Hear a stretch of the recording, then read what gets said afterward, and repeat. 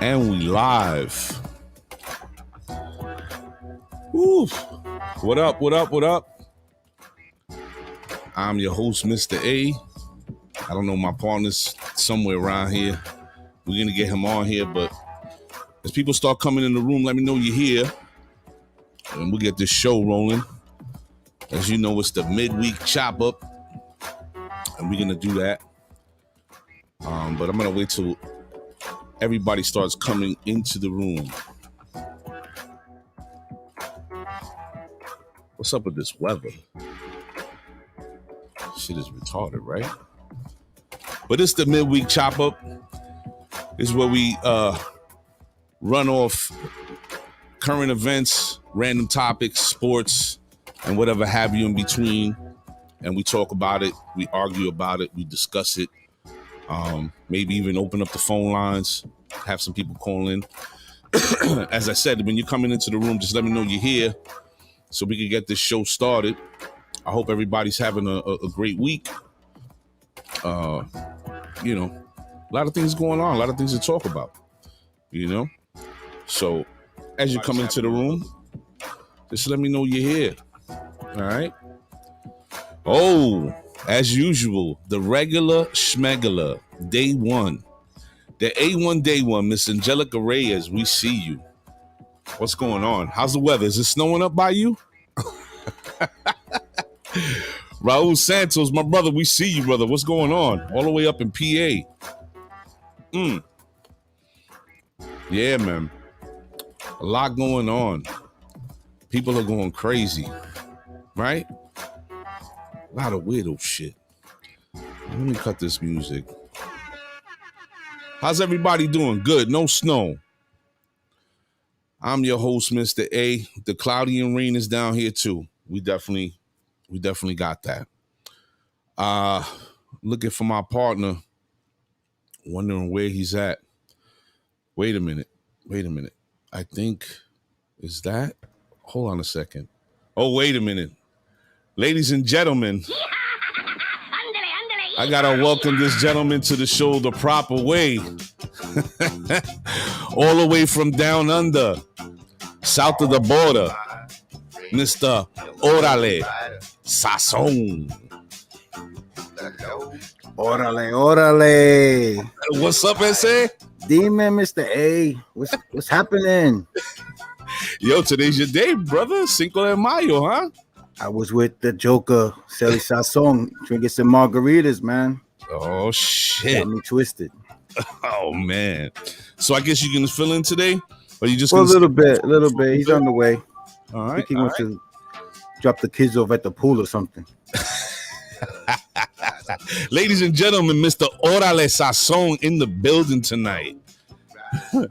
So, there's a lot going on, Orale. I know today is a special day for you. It's Cinco de Mayo. I'm sure you had quite a few shots, right? Absolutely. Not vaccine shots, but some shots. Oh, okay. But yeah, we're gonna have the midweek chopper. We're gonna talk about current events, sports, everything in between. And yeah, man, we got a couple of people in the room. Mr. Ethan Aviles, what's going on? I got mambo mouth over here.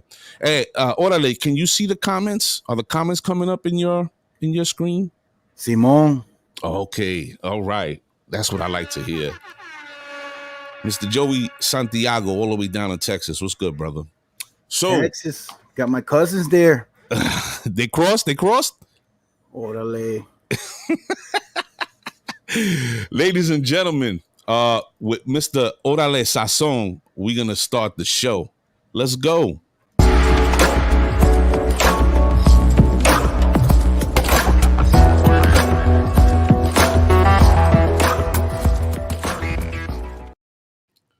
Ladies and gentlemen, I have to bring my partner in the room. I think he's in the room. So let's bring him in. Right. Ladies and gentlemen, Mr. Celly Sazon. What's going on, everybody? What's going on? Yo. Yeah. What's going on, brother? Everything good? As good as can be right now. Shitty ass weather all week, man. Feel like I'm in Seattle. Ladies and gentlemen, I'm your host, Mr. A, with my partner, Celly Sazon in the building. and this is the set 6145 As I said earlier, this is the midweek chop up where we talk about current events, news, sports, gossip, the change, and everything in between. So tonight, we're gonna throw out the random topics. Maybe we open up the phone lines. Maybe even have a surprise guest or two. Let's do it. Yeah, man. So, wow, you got all these people in the room. Everybody's throwing out their comments. All right. First off, let's give a little shout out to a past guest. This brother is going to be releasing another album quite soon. And we just want to, give him the flowers, like we say. We want to show him love. Minnesota Money Boss from the Money Boss Players. He just dropped an album, Once Upon a Handshake. It is fire. If you haven't copped it, you need to go get that. It is New York hip hop at its best. And he is going to be dropping one album every 3 months, I believe, for this year. Every 3 months. He said 4 albums in the year. Mm-hmm. So go cop this joint. It's fire. Like I said, if you love New York City hip hop, there's a bunch of different joints on here. There's something for everybody, but it's official. So make sure you go cop that. Once Upon a Handshake, iTunes, Spotify, wherever you can stream music is there. So go cop that. Show that support. Show that love, and respect the work too. This brother's been around. He's been doing it big for a long time with a lot of your favorite artists. So go cop that. So salute to Minnesota. Oh man, this fucking weather's trash.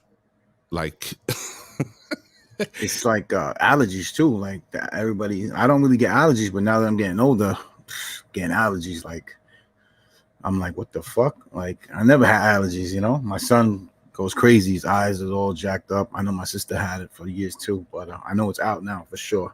Everybody's getting that.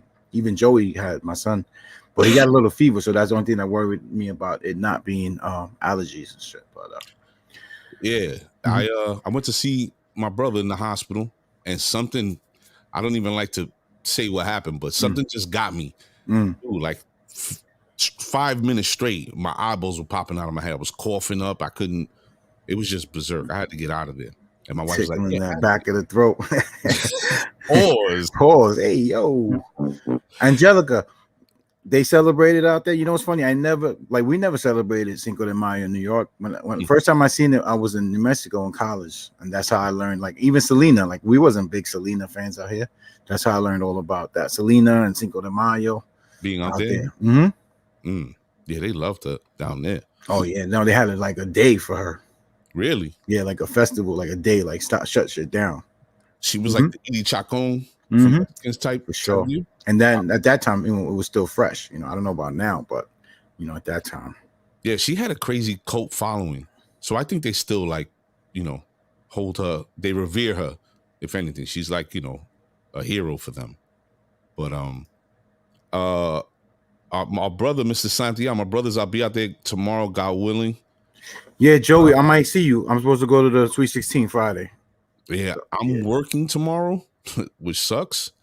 But if you're around Friday, Saturday, we could definitely, link up. Yeah, that'd be nice. Good to see you. Said, yeah, everybody, whites, blacks, and Latinos. Yeah, everybody's doing it. It's a commercial thing. Yeah, of course. Commercial thing. It's like no reason to party. Yeah, St. Patrick's Day. Like, I'm not Irish. We drinking them green beers though, right? Facts. Man. So let's see what we got here. Let me close this out. Dude, that really fucked me up, man. I had to run out of that hospital. It was crazy. Good for allergies. Inside the building? Don't matter. No, that shit goes anywhere. Like, No, but I feel like if I was outside in where I was at in Jersey, that surrounding area is like suburbia. There's mad trees, there's grass, there's this. If I was there outside hanging around for an hour and a half, I would be like, all right, cool. Maybe that's what it is. Mm-hmm. I was in my brother's hospital room with a mask, a gown, rubber gloves, like allergies just came, was like, oh, wait, let me get this thing right here. That shit is berserk. Excuse me. All right, let's run off this first story. Let's see. I've never seen the pollen. Yo, Mr. King, salute to Al King, author of Let It Be Known in the building. Yo, everybody that has allergies or suffers from allergies that I've spoken to has been telling me the same thing, that the pollen is heavy, like crazy, like never before. So you're not the first person I've heard that from. It's crazy. I don't even have well, I don't think I have allergies. I've never suffered from allergies. So Ephraim, just let them know if they scream build that wall, they can't be partying Cinco de Mayo today. yeah, everybody that says build a wall can't party today. Can't celebrate today. For real. Here in PA, everybody, no. Today, yeah, for the moment. Those are just alcoholics that need an excuse. That's it. So, damn.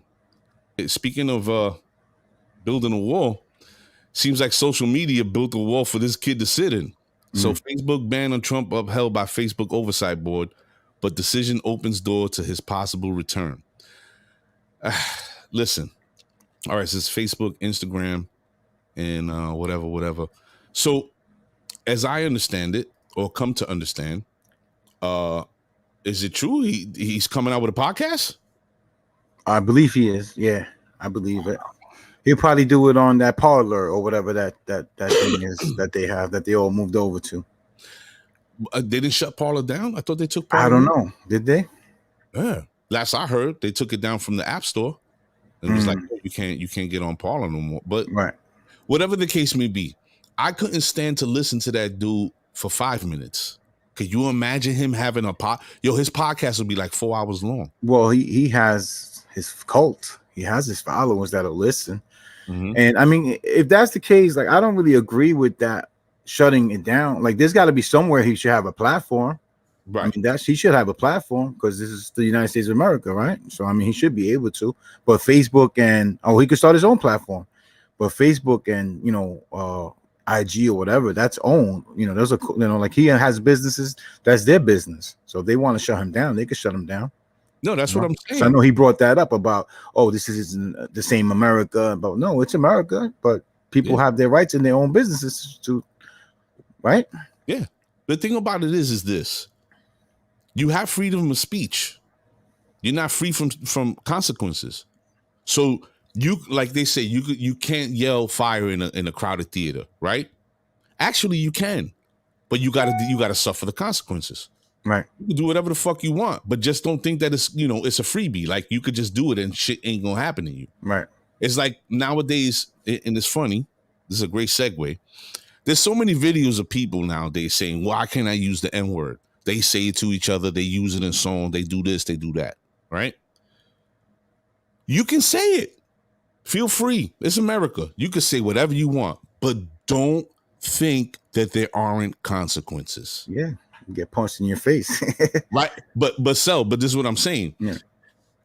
When you're coaching, right? When you're managing, there's heated discussions, there's arguments about calls and such and moves, and you can't do this and whatever. If you're having a discussion with somebody, even if it's not heated, let's just say it's a contentious situation, and you're discussing it, you, Blue, and the other manager, and this dude decides to hurl off out of his mouth some disrespectful shit. Now, the situation was regular. Like, you guys are, this is sports. Now, homeboy just went left with it. He could say what he wants, right? Say what you want. But now, what does he have to deal with? Me.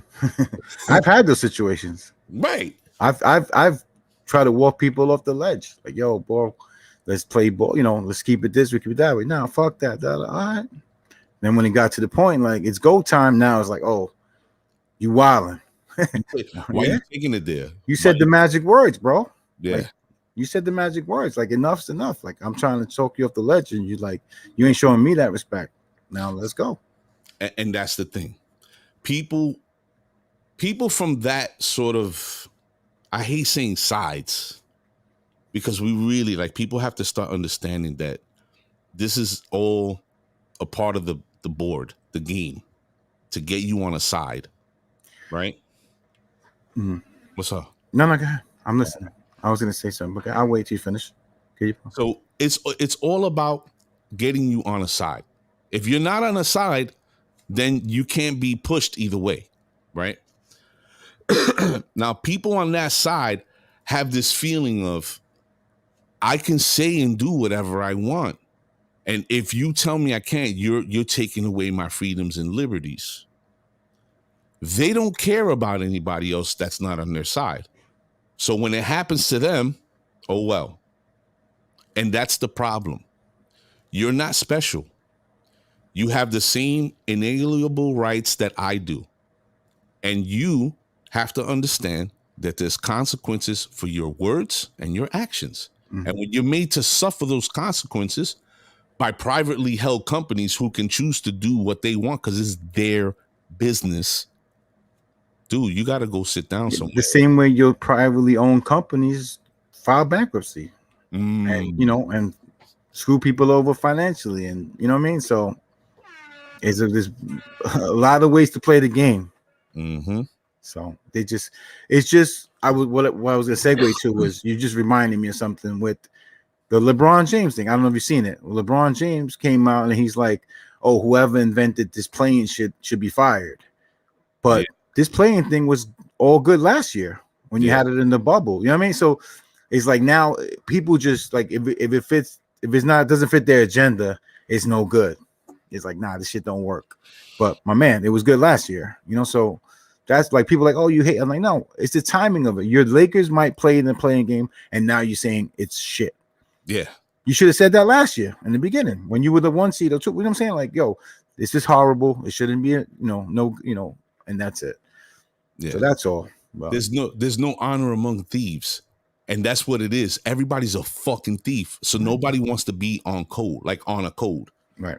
Like, Sally, you constantly in discussions that we've had always talk about that respect. And there's certain things that I'm just not gonna allow. Right. Mm-hmm. We gotta live our life every day on that code because that's how we interact, we move, we deal.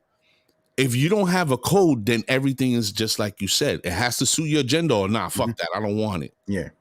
And people today have that mindset. It has to be the way I want it. Absolutely. You know what I mean? You can't have an opinion. It's my way or the highway. You know what I mean? It's this way. You're wrong. I'm right. No, we can have the discussion. You should have said it when you have a players union. You have no. This is no good, man. We got to refigure this out next year. Mm-hmm. Okay, we do it this year. We're in the bubble, whatever. All right, but next year we got to fix it out. But no, we ain't saying nothing about it until it's time to be like, oh, we're about to play this playing game. You know what I mean? Like, so it just goes in. It's like you said, it's all over. It's not just sports. It's business. It's everywhere. And relationships everywhere. It's just people are like children now. Mm. That's what I like. I really see it that way, right? People are like children. And it sucks because even a lot of people who are our age and even older have been infected by this train of thought. Mm-hmm. That is my way or the highway. When the fuck at what point in time did we become, are we regressing or reverting to being with that mindset of being a child? You get mad, I'm taking my ball, I'm going home. Mm-hmm. What? No. Let's talk this shit out. Let's really examine it. Let's have a discussion and let's come to an understanding. But every day you see more and more, and specifically with the injection of Trump, because before people would argue, right? I think during Obama's time, that's when the buildup started. When he became president, that's when the separation and the divide would start growing, right? Leaps and bounds. It started just exponentially stretching apart. When Trump puts his foot on the escalator, that's it. It's all over. Yeah. And even now, God. Dude, but I mean, the separation definitely started with Obama, and you got to look at it also as, even the Italians. Some people the Italians was never been a president. So there was a black president before there was an Italian president, right? Am I wrong? Or am I right? I think that there's all Irish and I don't think there was an Italian president. No wops. Pause. Right. So there's been no Italian president. So, that it just started a division there. And then, when Trump came in, people say, oh, he's not racist, whatever, but he doesn't act like he's not racist. You know what I mean? He acts more like he's a racist, right? So it gave people like that battery to be like, yo, fuck you. And the Karens came out, and you know, it I can't deal with people because the reality is we can't be honest with each other because of that. Like, look what Al King says here. Says, but so many adults are living out multiple childhoods because motherfuckers haven't learned to be adults in their own lives because of whatever they've gone. And I was just having a conversation with my brother about this. You go through some shit young, and then you get to an age 20, 30, 40 years old, and you still carrying that luggage and going, boo-hoo, this what happened to me. Yo, that's done. You can't do nothing. You know, you pointed to it. What did that person go through that? You know what I mean? I can't hold them completely. Yeah. You know what I mean? And nowadays, everybody's on that note. It's retarded. I always, you know, like I said, when I lost my mom, I lost my mind. You know what I mean? Like I always said, I should be dead or in jail because of you know, I just didn't give a fuck. And it was like, whatever. You or me is going to be you. And I don't care. I wasn't out looking for trouble, but we always, whatever we brought, you know, and whatever business I had to do, it was, you know, we get it moving and shaking, let's do it. But I also went through, looking back, a depression, right? Mom's Mother's Day's coming up, and I can say, yo, you know what? I went through a depression. I went through stuff that, damn, I wilded out. You know what I mean? My son, I always say, my son, when Joey was born, saved my life. You know, it woke me up like, yo, I got to straighten out. And again, when you're 30, when you're 21, you shouldn't have the same thoughts at 31. You shouldn't be at 41. You shouldn't have those same thoughts. You have to grow eventually, and you have to spawn them like, yo, you know what? This shit ain't working. I got to do things this way. You shouldn't have the same thoughts. You shouldn't have the same habits. You shouldn't have the same practices. It should be an evolution through life, right? And it speaks to what we're pointing to with the situation with Trump, because even I feel like he should have a platform to speak, right? It's just his rhetoric is out of control. Like when you got people kidnapping government officials or attempting to, or rushing the Capitol, or, you know what I'm saying? They're really ready to set it off. Right. Yo, somebody got to do something about this dude. Right. However, I still feel that he should have a platform to speak. But he's a perfect example, a prime example of what we're talking about here. You think that guy has changed throughout his whole life? He's so used to never being told that he's wrong. Never been told no. Yep. He never got a fucking cocotazo in his life.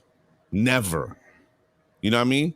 Eso es cosa de blanco que hablan duro, and that's it. The chancleta. He never got the chancleta. Like, never.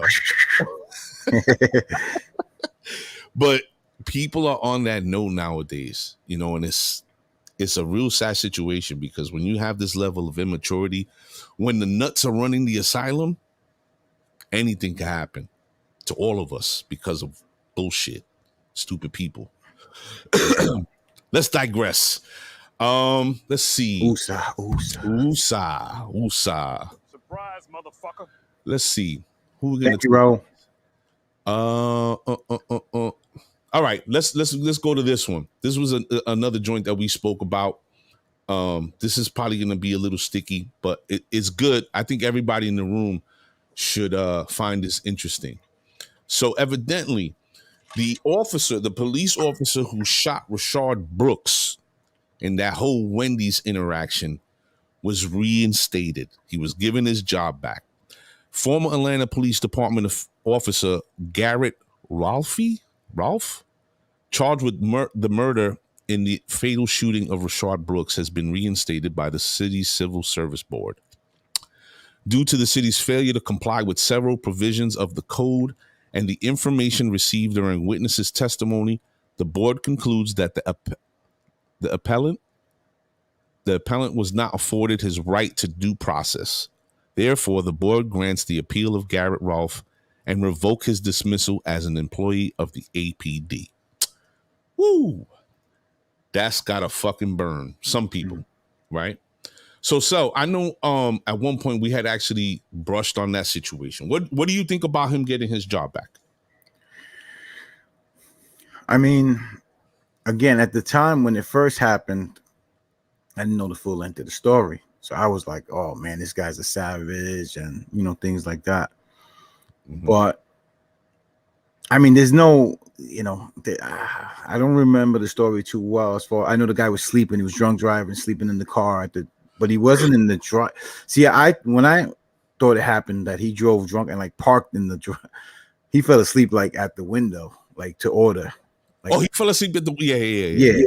You know what I'm saying? So Yeah. it kind of like changes the, when the officer came to him, he was like sleeping at the drive-through, like to And then order. They The pulled him speaker. yeah, and then they pulled him to the side. See, I thought he was in that spot already. So, Mhm. I mean, it's it goes into.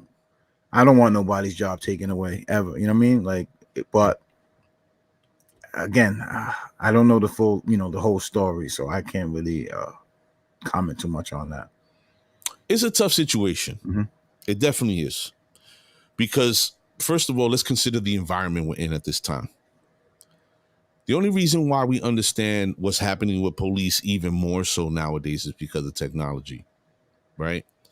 We understand it because of technology. We understand it because we're all plugged in. We understand it because of clickbait and driving traffic and being the first.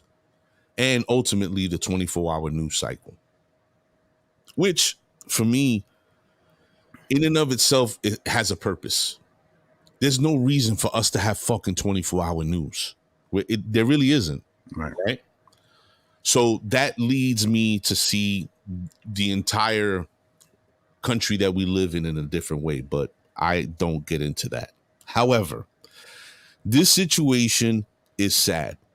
One, this man lost his life.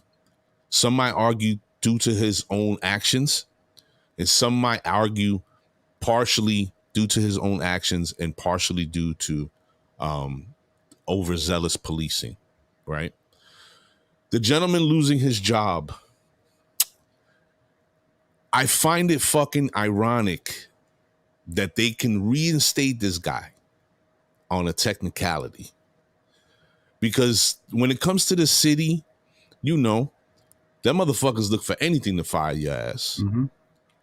But for him to get fired in this climate and what's been going on around the country, for them to go, well, you didn't check this box, so we gotta give him his job back.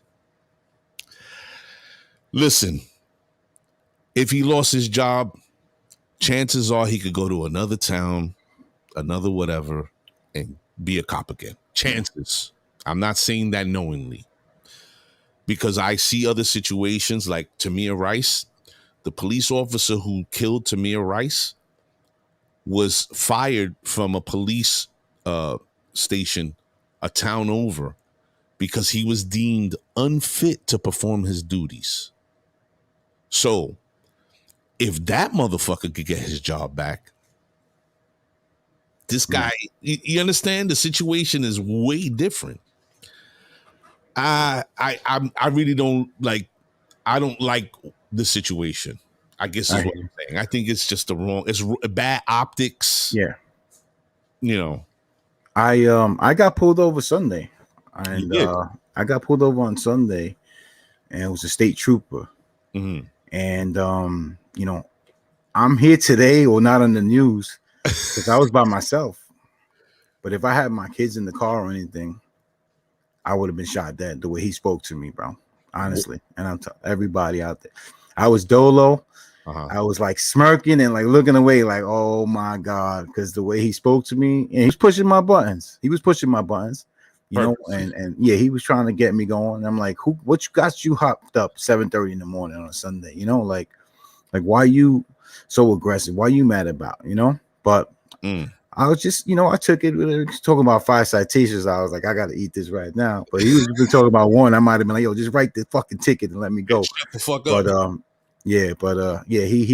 He was real disrespectful. Like, you're driving like a jerk over. Meanwhile, I was just going with what everybody else is doing. And then he came up behind me, like on the HOV lane. So he was trying to get me to cross the divider. And he was like shit he did, he kind of like pushed me forward, like to go faster. Then he's like, I clocked you at this, you know what I mean? But meanwhile, I was going with what everybody else was doing. So he definitely was pushing my buttons. But like I said, if my kids was in the car, my man, you ain't talking to me that way. And you know what I mean? Like I would have told my son, just record this because you about to light me the fuck up. because he was real disrespectful. Real like I drove away, you know, just like, oh my god, I will wipe the floor with this motherfucker. But you know, I ate it. Did you ate it because you deserved it? Do you? Let me take that back. Well, not even. Did you eat it because you were just like, yo, whatever's fucking with this dude, like he didn't get no pussy last night, his girl was blowing some other dude, whatever. Got nothing to do with me. So I'm not gonna give him what he wants, so he 100%. Can take it out on me. 100%. Okay. There was no winning for me. What am I do? Right. He got the burner. You know what I mean? I ain't got no gun. What am I gonna do? Right. You know what I mean?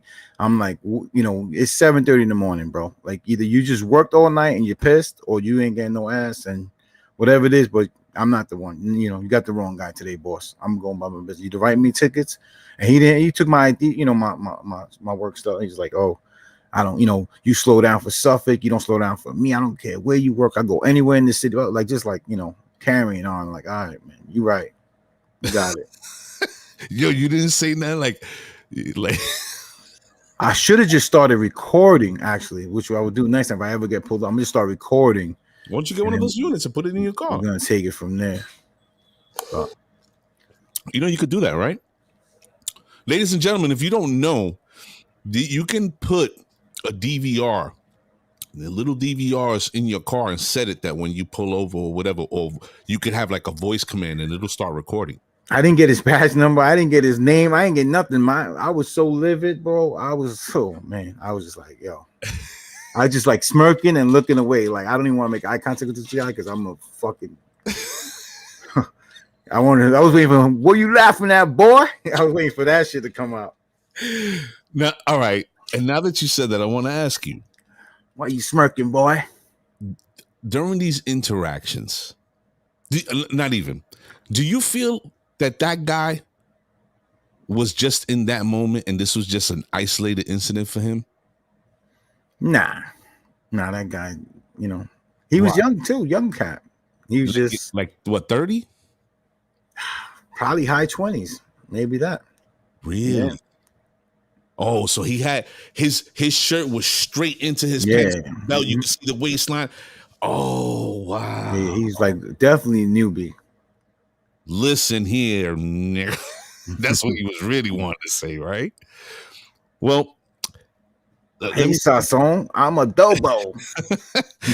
I think that police nowadays are definitely in a different world, and even more so now. Again, going back to the environment that we're in, I think that, you know, they're on edge and they're not happy about it, and I get it.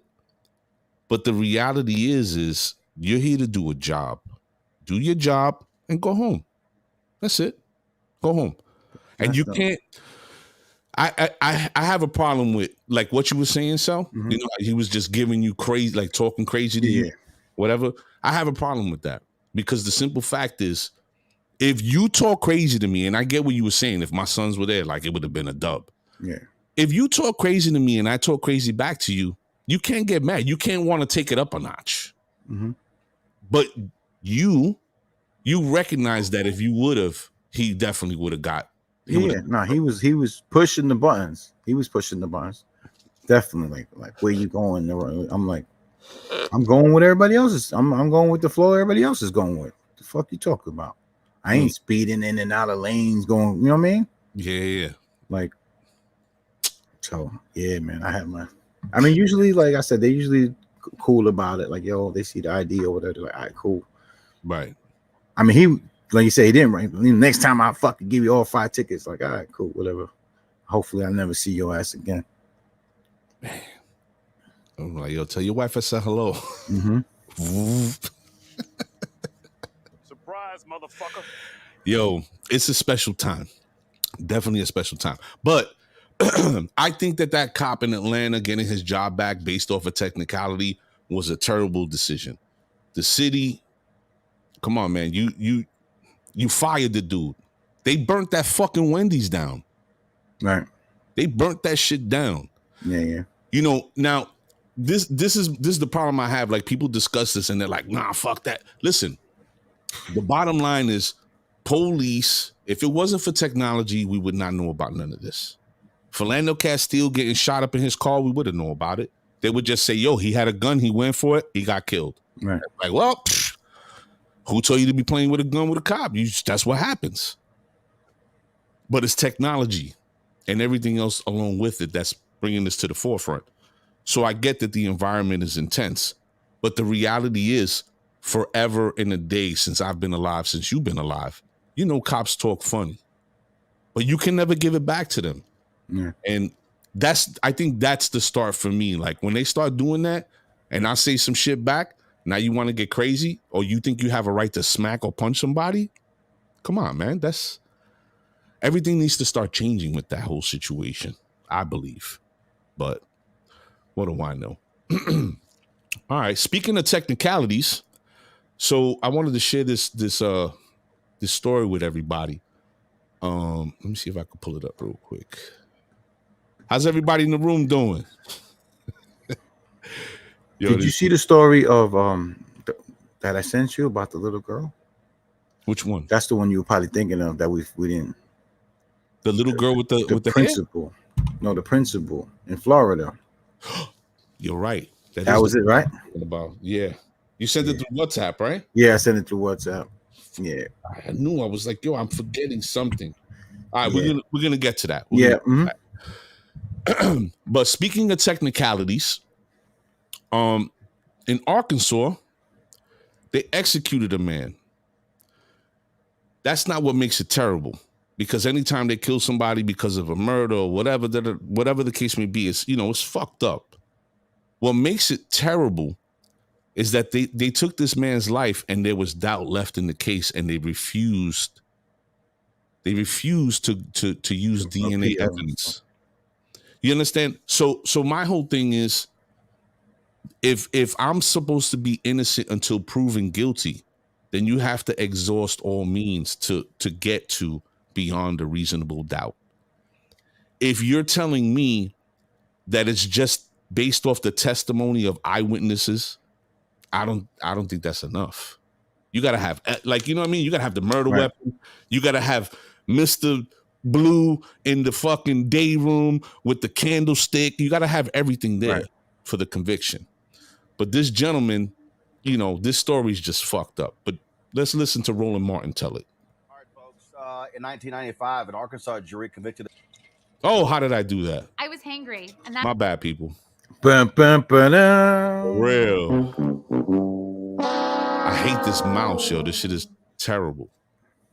All right, let me get it back to where it was. I want to take you to Elizabeth City, North Carolina, what where Andrew the Brown's. fuck is going on? I was hangry, and that's why I started daily. All right. Long hours. Live. Do it live, people. We're live. Fuck it, we'll do it live. All right. Here it goes. All right.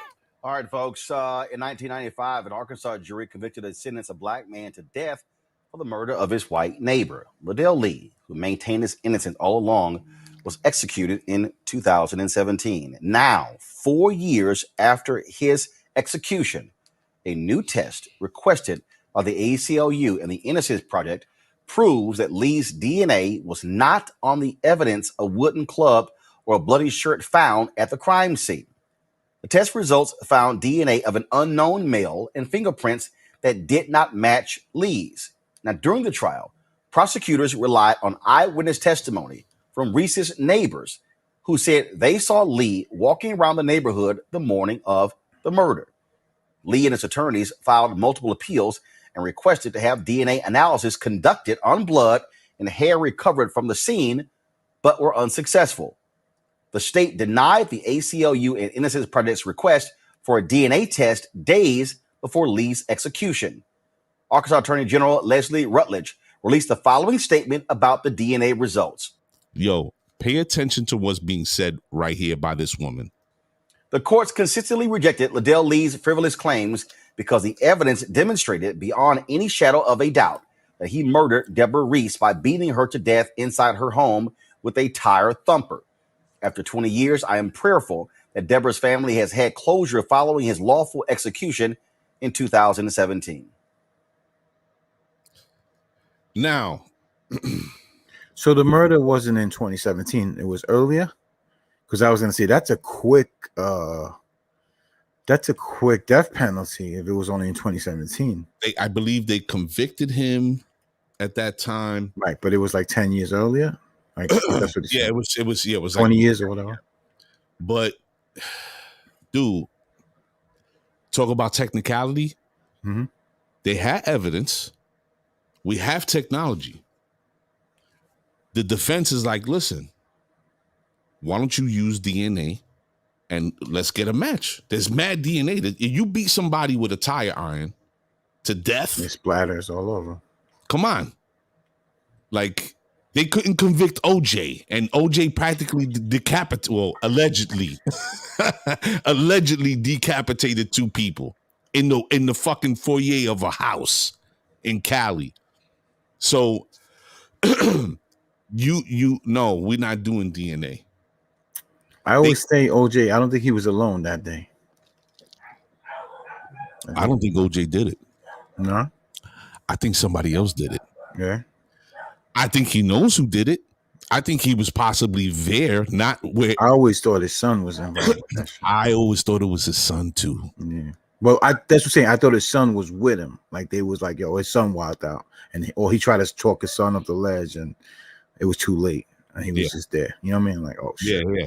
I agree with you on that one because the son knew his way around a knife. Mm-hmm. He was a little. Yeah, he was a chef. Yeah, he was a little touched too. But back to this man's story. They put this man to death. 4 years later, they come and find out that the DNA on the murder weapon and a shirt recovered at the scene was not his. This is not his DNA. And this woman ignored that. And she said the evidence that we presented was rock solid. Now, let's think about this for a second. You're talking about somebody's life, right? We're talking about putting a man to death. Bro, we don't even put child molesters to death. Yeah. People catch bodies in the street every day. Somebody's getting popped with a gun. They don't, you don't put we're talking about Arkansas though. Yeah. The South, they still in that the good old boys. So my point being, the justice system is not just at all. And when people try to tell me, you make blanket statements or, America's not racist, and stop lying, bro. Let's all stop lying. Let's all be grown and welcome the truth. Well, a lot of people see United States as New York, Florida, Chicago, LA, Texas. A lot more than that. Of course. There's a lot more than that. There's way more than that. But here's the thing. If you're not cosmopolitan, you're rural. And if you're rural and have been your entire life and you've never gotten out of that mindset or that surrounding, you know how you grow? You grow with, I hate those people. I don't like those city slickers. Bro, get the fuck out of Podunk, Arkansas or whatever. As soon as we landed in New Mexico, the athletic director was like, don't come with that New York shit over here. What? Yeah. The AD, he was just like, yo, I don't want that New York stuff out here. Like, what? What's New York stuff?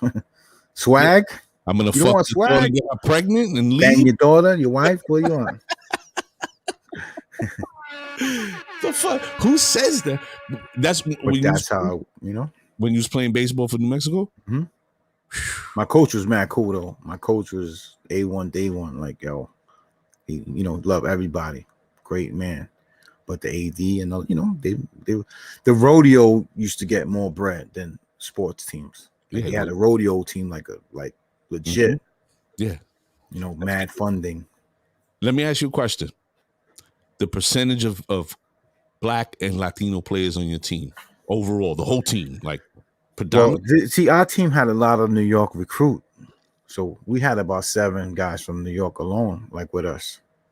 So it was like us, and then we had people like my coach recruited in Puerto Rico. So we would have like 3 or 4 Puerto Rican, from Puerto Rico come down.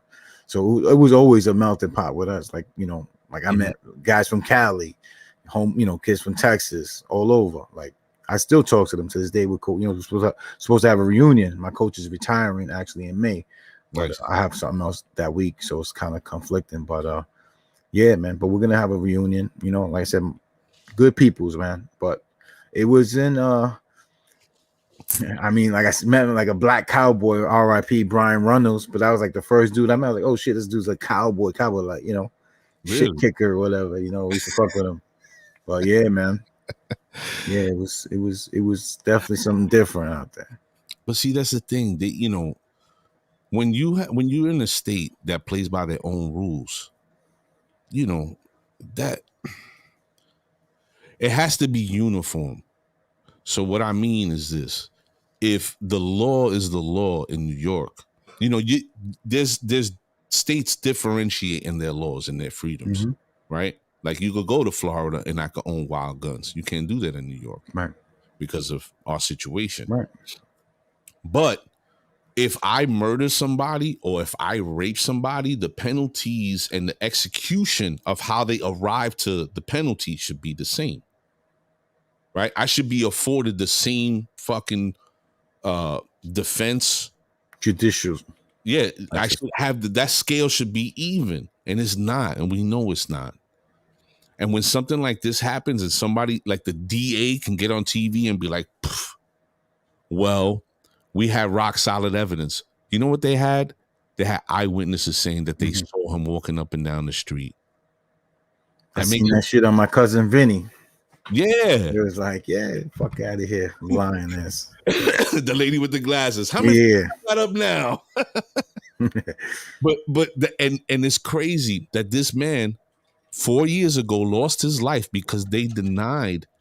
Yo, it's a test. What do you have to lose? Oh, what? You gonna look crazy because you rushed to judgment and got this guy in jail?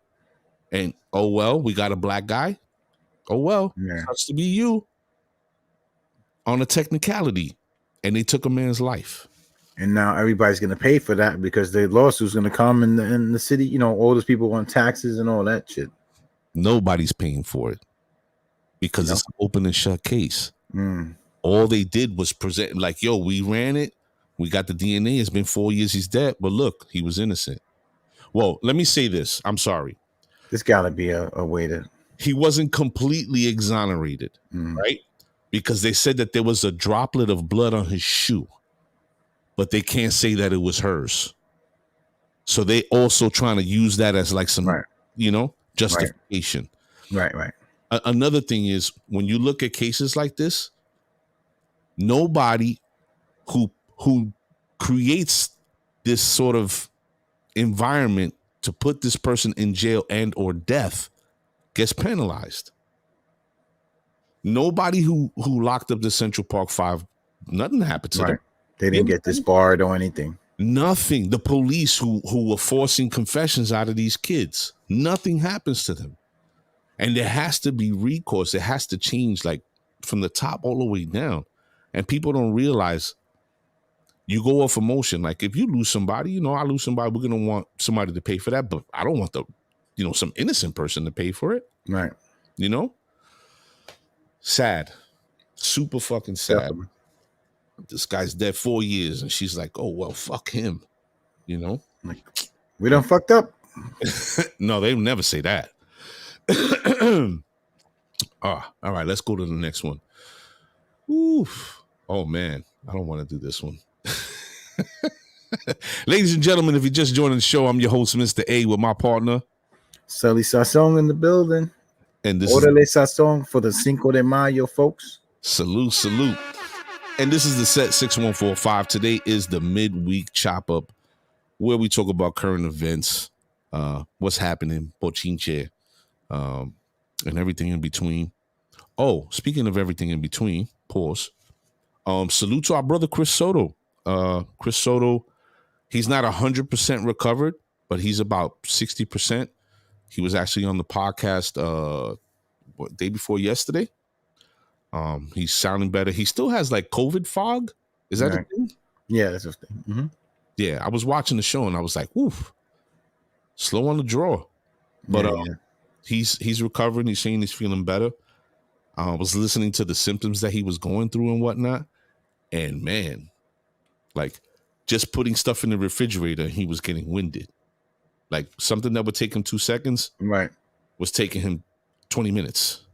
Crazy. Yeah, no, it hits everyone different, man. I wouldn't even. He should just be on, chill out, relax, and try to, Yeah, get that podcast and all that right now. Just try to get back 100%. What's up with the Knicks? They're rocking and rolling, baby, rocking and rolling. 4 seed. What did they do? They did 8 in a row, 9 in a row? I think they won 9 in a row, but then they lost. But they won like 11 or 12 or something. Like they've been doing their thing. Definitely doing their thing, man. I love that the direction we're going. They had good chemistry on the floor. Oh, for sure, definitely. 12 or 13. See, Defense is picking up. yeah, no, they doing their thing. Guys go down, the next guy comes in. Just a team, all team right now. That's what's up. Definitely happy, man. Hey, listen, we for a long time, New York basketball. I mean, New York basketball period has always been a thing. Like the Garden is like the Mecca. Yeah, A lot of people say that it's not, but it is. Garden is the Mecca of basketball. And it's good to see that they're finally, they're making way. For a long time, what is it, like 12, 14 seasons? We haven't had a solid team. But even that, it's been like they'll have their little spurts here and there, but I mean, our real teams have been like since the Ewing, like those eras, Starks in those days. Those were our teams. Like we've had a little sprinkle here and there in between, but hopefully this is something that is longevity. I'm very hopeful of that as well. Very hopeful of that. I mean, we need it. It's a good thing for everybody in New York City because we love basketball. A lot of basketball. And that's a good. So the Knicks and Nets are good. It's a thing. Because it could become a rivalry. It's it's hard for me to. It's hard for me to root against Brooklyn, man. That's like the one time, but a lot of bandwagon fucking fans over there, so I don't fuck with them. Well, let's be real. It's a New Jersey team who's transplanted to Brooklyn. Right. So, like, you're going to have the new fans, but then I can see what you're saying. If it was the team that started, this is the Brooklyn, and all right, cool. You know what I mean? Like, Brooklyn Dodgers started there. Like, if a lot of people followed them to LA, they were like, yo, that's my team, And then some people just went to the Mets because they were like, Dodgers and Giants became the Mets. So, Well, speaking of killing it, we've been on the killing it subject. Orlando opened up like this huge White Castle, and they made wild bread in one day. Like it says, Orlando's White Castle set a single-day sales record Monday on its opening day. So the previous record for hamburger slider chain on opening day was in Scottsdale, Arizona in 2019. Company did not provide specific total, so that makes no sense. Why would you say you broke a record and you're not fucking? But this shit is 4,567 square feet. Damn, that's big. Pause. They were saying there was like 2-hour waits, and like 4-hour waits through the drive-through. Yep. So I said there was a 6-hour wait for the bathroom. So I was blowing that shit up. Bro, not for nothing. Wait, what the fuck is going on? Yo, this is not the time. All right, cool. How am I on 2? He's max headroom on. Yeah, let me stop the screen share. Okay, there we go. It just bugged out for a minute. Let me close that. Really, is that serious? Like, I mean, I kind of get it because it's like when mommy passed, you know what I mean? Like, you know how certain foods you just crave and you're like, oh man, mom used to make this, the rigatoni with the chuleta and it, this and that, you know what I mean? Certain things that you crave. So they probably, did a lot of New Yorkers down there, you know what I mean? So they remember hanging out and having the murder burgers after the partying or whatever. So I get it, I see, it's not like it's a delicacy, but it's just something that, something you never had before is now here, or you had it before and you missed it. Yeah, it's just been a while, and it's like, yeah, I could get that. It's kind of crazy though because, like, people will fucking get online for anything. That's how I'm looking. Not for a job though. No, well, listen, unemployment's paying good money right now, brother. At least for some people. Facts. But you know what? I'm glad I said that. That should tell you how fucked up people are not making money. Because if you rather be unemployed because of what it's paying and your job ain't paying that, well, your job ain't paying you the fuck enough. Right. You know what I mean? So something got to change. But it's just weird. It's weird to see people like OD, but the way you put it, the way you framed it, Sally, is perfect. I could see it that way as well. And plus, Yeah. New York, Orlando's heavy with fucking people from New York. Oh, flooded. Yeah. Flooded. It's like with the Popeye's chicken thing. Everybody, Yeah. they talk about let's go line up for the Popeye's chicken. Yeah, the chicken But, sandwich. They got people wilding out, fighting over chicken sandwiches. yeah. His noodle died down. The one here in PA has died down a ton. Yeah.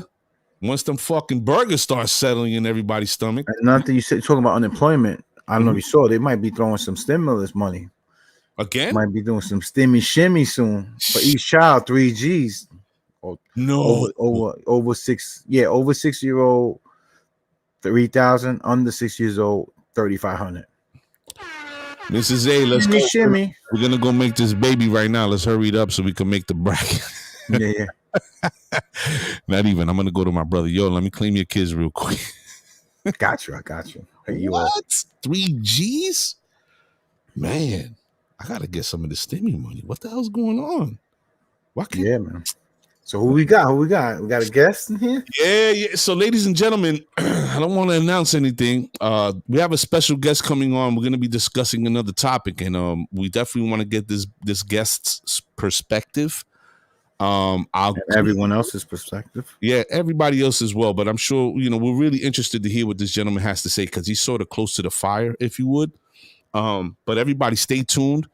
Don't move. We're just waiting for this person to log in. And it's a sports topic. So, I was just messaging back and forth and we're just waiting for him to come into the room. If you're into fighting sports, then you want to stick around for this one. But, so, man, speaking of fighting, so I went back, we were talking about, Thug Rose and, our guy getting knocked out. And is it true that Mayweather's gonna fight one of the Jake Paul or whatever? Is that true? Supposedly they signed that deal. I have no idea. I had zero interest in watching that anyway. To me, Floyd's playing himself if he even does that. You know what would be crazy? If he gets rocked. It's hard to really put that in a sentence. Yeah. Right? Logan Paul. Okay. Yeah. It's hard to put that in a sentence because he's still Floyd Mayweather. I just can't see how he would if guys sees the caliber. It's almost like a disrespect to the fight game. It's you know what I mean? Disrespect to the fight game. You're making he's making a mockery of it. And that's bad. I'll say, but even getting drugged, rocked or anything by one of them guys, come on, man. Yo, we've seen looking past dude, and I'm not saying this is Floyd. I've never seen Floyd get careless, right? Even when he fought Zab Judah, I thought it was a dub. Zab Judah, in my mind, was the only fighter that could beat him because their styles and speed were so on par with each other, right? When he fought Pacquiao, and you can name a list of fighters that you were like, ooh, wow, Sugar Shane Mosley. I think Sugar Shane, honestly speaking, I think he knocked him down. You got to go back and look at the fight. You heard him. Right? It's one of those things. It's a fighter's chance. You know what I'm saying? Yeah. So, I mean, I just... Not good for that guy is, yeah. But it's not a sport. Like you said, it's an exhibition. And, I mean, they're talking about, I think, Tyson fighting Lennox Lewis again or Holyfield. Or yeah. I mean... We've been there, done that. You know what I mean? I guess, like you said, guys need their money. I'm not into it. The Arrieta Ruiz fight was the other night. That went the distance, which shocked a lot of people because they thought that would be a knockout. But now they're talking about Ruiz fighting Wilder. So, but yeah, it's generating money. Yeah, it is. And it's, different broadcasters. You got Snoop and you got Crying Faces was on. Shout out to Crying Faces. He was right. Mm-hmm. Yeah. So yeah, man. I mean, good for them. That's their lane. Good for them, man. I won't watch though. I can't. Yeah, You know? I think that's definitely. I have to agree with you there. I think it's damaging the sport. It's like foolish shit. It's like when we had like Sticky Fingers was fighting somebody, and then we had fucking Screech, rest in peace, fighting somebody. Like that's retarded shit. Now you're Mhm. mixing in real fighters with these. You don't play boxing. You don't. You know. You don't. And honestly speaking, I'm hoping that Floyd puts the gas on. Like when he fought McGregor, I was like, yo, put the gas on and beat the shit out of him. It would have been over quick though. That's not, you know what I mean? Floyd, Floyd, whatever people say about Floyd, he not put himself in harm's way like that. He gonna carry the guys, carry them for the fight. If he gotta go, he's gonna go. Like, you know what I mean? Like with Cotto, certain guys, he did his thing, got on the ropes, like Cotto got his shine off. But when it was time to go, it was like, all right, I'm gonna shut it down. Boom, boom, boom. 10, 11, whatever, 11, 12 round. Mm-hmm. I think Floyd's the best defensive fighter I've ever seen in all my years of watching boxing. Nobody's been able to penetrate that shoulder roll defense. People will try to duplicate it too. Nah, it's not the same. It's definitely not the same. But again, for me, Zab was the one to beat him, and Zab was tough because he was a southpaw. He could challenge him with the speed, counterpunching, but Zab didn't do the work. Yeah, he didn't do the work. You know what I mean? Well, let me say this: he was in great shape. He definitely was. It's not. I don't think it was so much that he didn't do the work. I think that he didn't get out of his own fucking way. He was too much of a head case. And instead of being smart, he was stupid. So, well, I mean, there's being in shape and then being in boxing shape are two different things. Oh, for sure. I mean? For so sure. I'm sure others can attest to that and answer that question for us. But being in shape and being in boxing shape is You think his mentality, because again, that's my whole sticking point. His mentality wasn't right. He wasn't mature enough for that fight.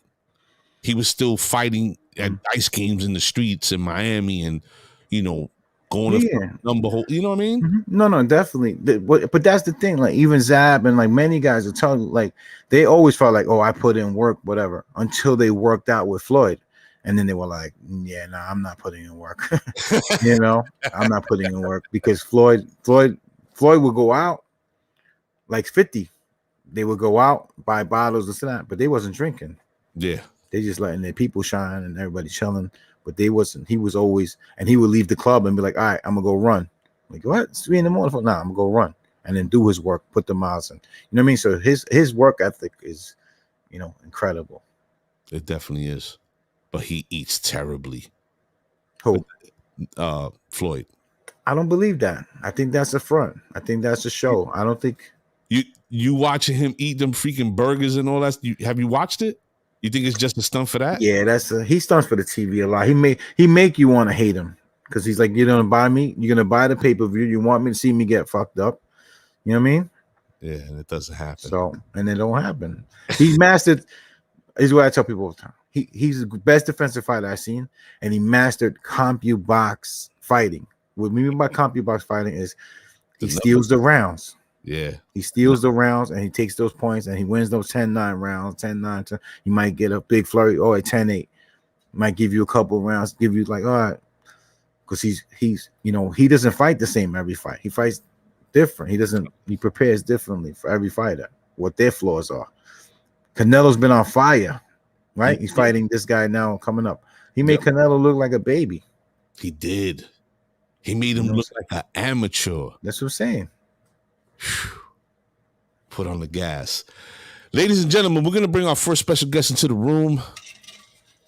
Selly, you're going to hold this down because the brother needs to go make a deposit. You don't mind? No, go ahead. I don't. Ladies and gentlemen, all the way from the other side, please welcome Speedy. ¿Qué pasa, papi? Speedy, what's up, boy? What's going on, papi? How's everything? What's going on? Good, Pop. I heard you talking a little boxing. Yeah, we're talking a little boxing. What's up? You want to chime in here? We're talking about. Well, remember, I worked for PBC for about 3 years.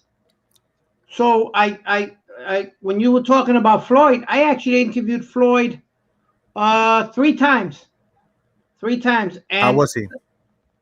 you know what, Sally? One of the most interesting, how do I say it to you? Most enlightening interviews I've ever done in my life. How's that? I believe it. I mean, like I said, I think a lot of it's an act, but go ahead. You know what? One of the smartest businessmen I ever met sat me down. We went to the back. We went to his gym over in Las Vegas. Took me to the back, showed me all his cars. You know, he had all his cars parked in front of the gym, you know, and had all the lambeojos, like we say, right around them, you know. But like you said, the dude is always in shape. They cannot say the dude is never in shape because the dude is always like in his gym and he's always learning. You know, I was watching him, watching all his fighters and all that, and he was just like, you never know what you can get from this one or from that one or whatever. You know what I mean? Was he teaching, Speedy? Was he teaching them also, or was he just watching? He was just watching. The times that I saw, he was just watching, and you know, if they made some mistakes that he saw, he said stop and say, listen, I would do this way. He said, don't do it. He says, I would do it this way or that way. You know what I mean? Right. Nothing to disrespect the fighter or not like that. No yelling, no screaming, you know. But it is true what you said, because he told me this himself. I said, yo, Floyd, is there need for you to be, and he started laughing. I said, is there need for you to be such an asshole? And he goes, Speedy, let me ask you this. Am I being an asshole to you? I was like, no, that's my point. You know, where do you balance it out? He says, I balance it out in my pocket. I was like, okay, how do you balance it out in your pocket? Okay. He says, ain't nobody want to see a good guy in pay-per-view. Ain't nobody want to see a nice guy smiling. Yay! No. They want to see me be as obnoxious as I can and want to see my head get ripped off. Right. That's what people pay for. People wanted to see who was going to be the first one to shut me up and make me eat my words. But thank God it never happened. Yeah, no. I mean, you mentioned the Canelo thing. He was too young when they put him in with Floyd. What he had, if I'm not mistaken, 10 fights, I want to say. 10 fights at the time. He was young. He was raw. Absolutely. It was good timing for Floyd. And Floyd probably knew that. I'm sure they fought at a catch weight also. Yeah, I think if I'm not mistaken, I think they fought at 147, which was Floyd's weight class was welterweight, 147. I don't think Floyd ever did he ever fight at 154? I'm almost positive. I don't know if he fought at 154. He might have fought Cotto. No, I think Cotto was at 147 also, right? Or was it 154? Let's see. I don't remember, but I mean, he Floyd growing like Money May. He fought Chico Corrales, which was one of my favorite boxers of all time. Diego Corrales. Diego Chico Corrales. Mm-hmm. Yeah, and he embarrassed him. He died in a motorcycle accident. Yeah. Yep. But he embarrassed him, Speedy. He knocked him down like 5 times. Like they had to stop the fight, and I was like, this guy doesn't stay down. How is this happening? And Chico Corrales had one of the best fights. Him and Jose Luis Ramirez. They knocked each other out. Luis Castillo. Jose Luis Castillo. Right. And Acelino Freitas. There's another fight with Acelino Freitas and Corrales, and both of them the same way. He was getting his ass kicked, getting dropped, and he came back and won the fight. Came back, and I was just like, "Are you kidding me?" You know, for Floyd to embarrass him that way, you know, Cotto gave him a good fight. Am I gonna say that Cotto won? Everybody was like, "Oh no." You know, now it was 147, Speedy. 147, yeah. 147. So yeah. I don't know if he's ever fought at 154. Maybe he might have went up a little bit. I think he might have gone up to 160 at one time to fight, but that was about it, you know. Yeah. You know, and Floyd fought at 160? I think so. The catch weight was I forgot who it was. Wow. McGregor, maybe. Yeah, because there's nobody like a real boxer. I don't think. Now, whatever. now, guys, now that we're talking about McGregor and all these clowns that want to call out fighters and all this, that's the biggest stupidity I've ever seen. That people are paid to see some idiot who's what do they call it? YouTube influencer. A YouTube influencer get in the ring with Floyd. Stop. Let's stop the nonsense. Stop the stupidity, carajo. Didn't Beetlejuice fight somebody? Oh, Howard Stern's guy. That was. See? Yeah, it wasn't like a real. I don't even know. I just remember I heard something about that. Yeah, that was that celebrity boxing. That's when they had the celebrity boxing. We were talking about that earlier. This is what it built up to the point now. I think Dustin Diamond fought in it. Who else fought in it? Sticky Fingers from the group Onyx fought. Yeah. There was like a couple of football players that fought. Like, you know who just fought? And you were talking about him from Brooklyn was the promoter. Zab Judah was the promoter. One of the girls from Love and Hip Hop just fought. Really? Yes. She just fought, and he was the promoter of that event. And I think Snoop was one of the announcers and all this. His last event. Oh, okay. That was the Paul, the guy, Paul versus Akron, whatever the UFC guy. Askren. What a joke! He came in out of shape, looking like me in there. Yeah, but in between that, worse, bro. He looked worse. One of the girls from you know what? But that gives all them things like that. I think give boxing a bad name. As bad as the name of boxing already has with some of these fucking decisions that some of these judges do, I think this gives it even more of a black eye. I think they're trying, Speedy. I think they're just trying to get some type of, noise. You know what I'm saying? Like UFC's taken over, as far as I'm concerned. A lot of that stuff, maybe not taking over, but they're close. You know what it is, Sally? I just don't think they're pushing the fighters, the smaller weight class fighters. They're pushing them like they used to push. There's too many belts. There's too many belts. There's too many sanctions, and money. It's all money grabs. This guy wants this. This guy wants that, and in the old days, you had the Pipino Cuevas, you had the Tommy Hearns, you had the Roberto Duran, you had the Wilfredo Benitez, Carlos Palomino. You had Carlos Palomino in that weight. Wilfredo Gomez, which is to me, and I don't care who's listening. And then they tell me I'm wrong. I'm gonna tell you, fuck you. I'm not wrong. The greatest Puerto Rican pound for pound fighter was Wilfredo Gomez, and I don't understand what anybody says. That was La Bazooka de la Monja was the number one fight in Puerto Rico. Still holds the record for most title defenses won by knockout, 17 straight. Speaking of great Puerto Rican fighters, we need you to get Serrano sisters on the set, man. Make that happen. What's up? Amanda and her sister. Yeah, shout out to them, man. Yeah, I got to talk to the manager, Jordan. Have you tried talking to Jordan? Big John? Yeah. No. You got to plug me in with that. There was a reach out to the sisters and to, I believe, Big John. Yeah, recently though. The response is a little, slow on the go, but yeah, we'd love to have them on. We definitely want to tell their story. Yeah, man, I think it's an amazing story coming.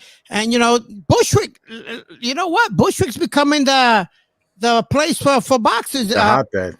Yeah, you got my brother now, Edgar Berlanga. You were the first one, though, Speedy. You were the first one from Bushwick. I'm actually from Williamsburg. You know that. Okay, you're right. My bad. He's from the other side of town. I'm from the south side, always. From the rich side of town. Yeah, for real. Yeah, but he's another kid that's up and coming, and I hope they don't push him too fast, rush him.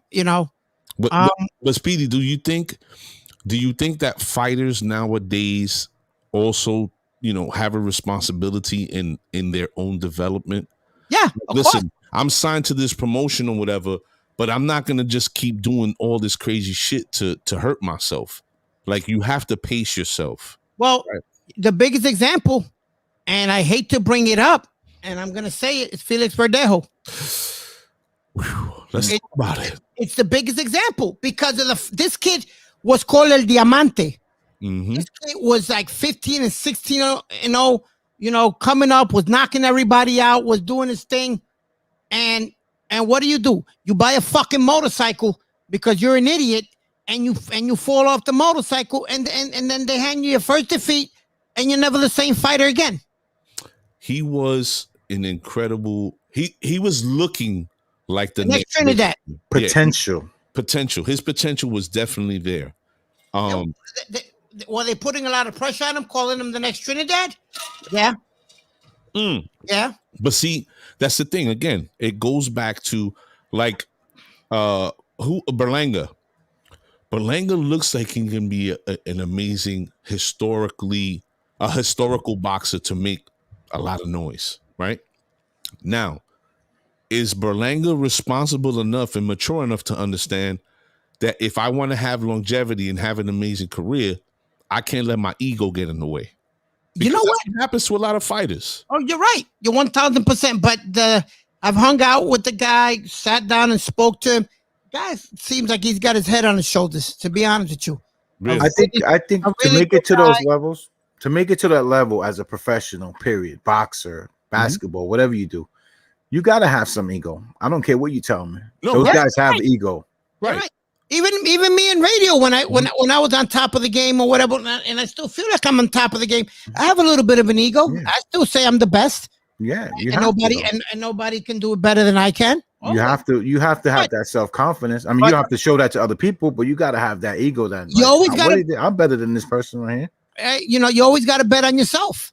Absolutely. A lot of people don't bet on yourself, and that's the problem. If you go with that attitude that I don't know, no, fuck that.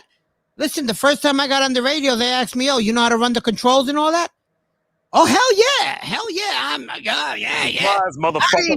I didn't know a damn thing. Surprise, motherfucker. But here's the problem.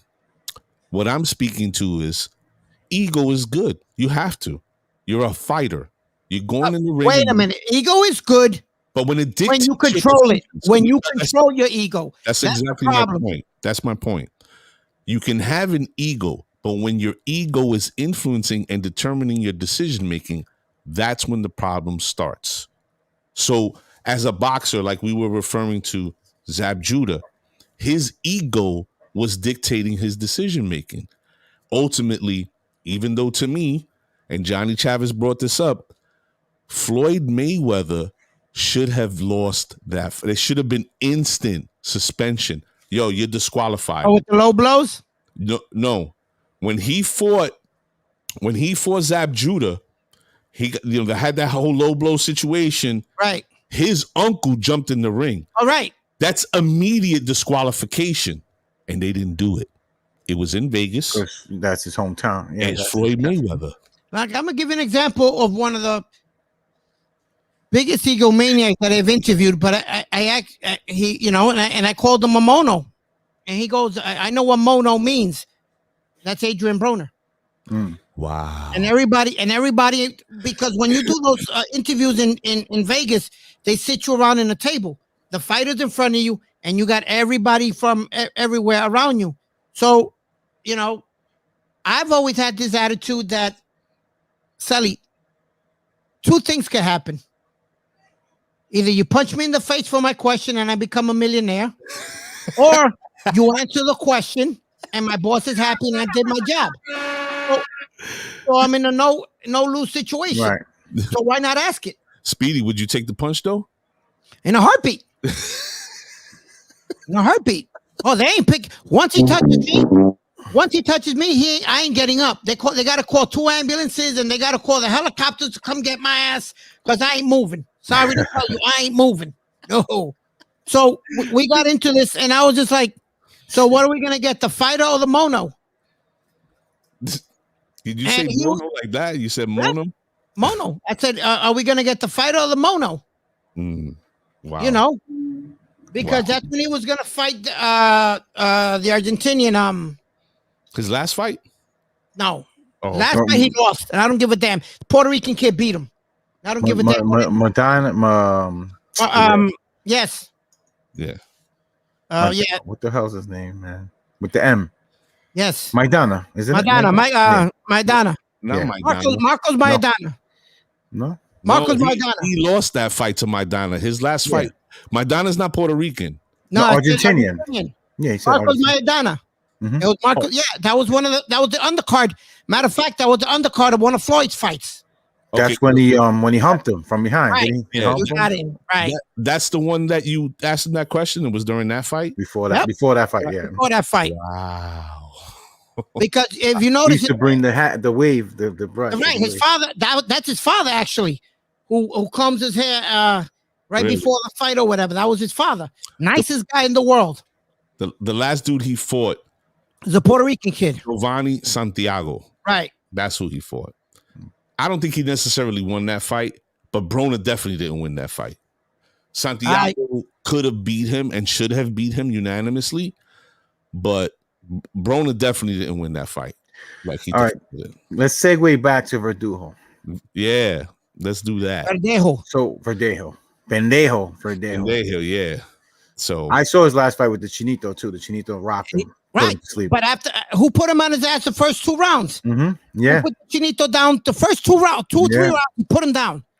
You know, they have him on film. There's a video now of what he did to the Chija, I guess we could call her.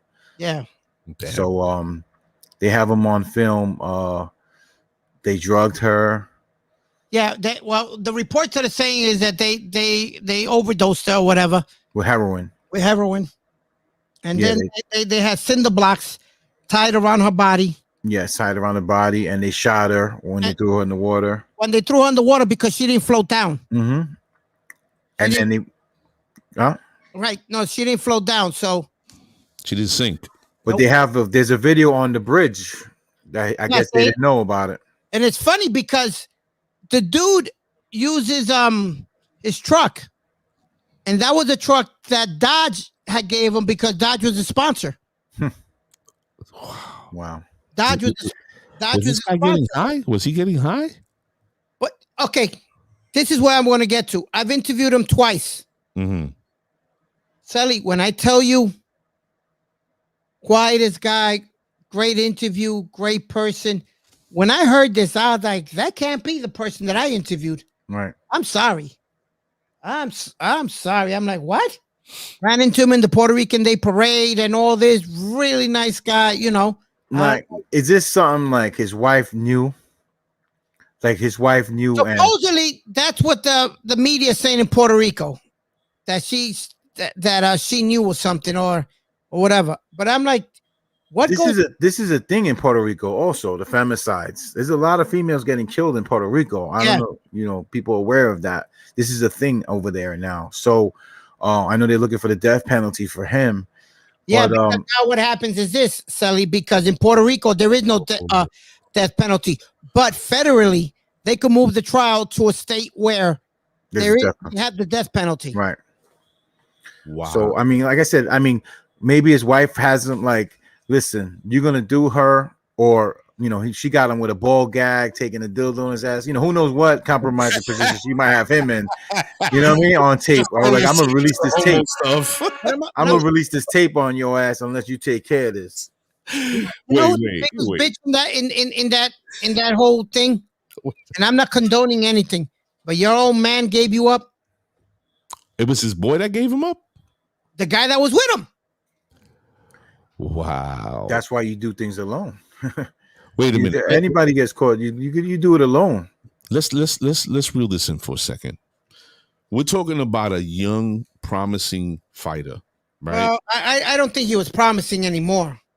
That was one loss. No, he already had two losses and 2 KOs and 2 KOs. All right.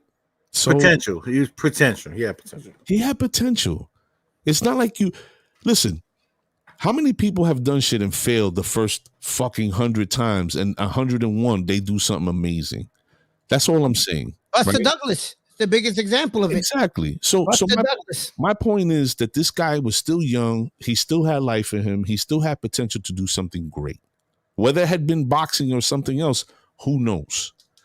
Now, this woman gets pregnant. So what? Remember, they've been together 10 years. Who, the baby mother or the baby mama? No, the Chilla. Him and the Chilla been on and off for about 10 years. All right, so then there's something going on here that we're missing.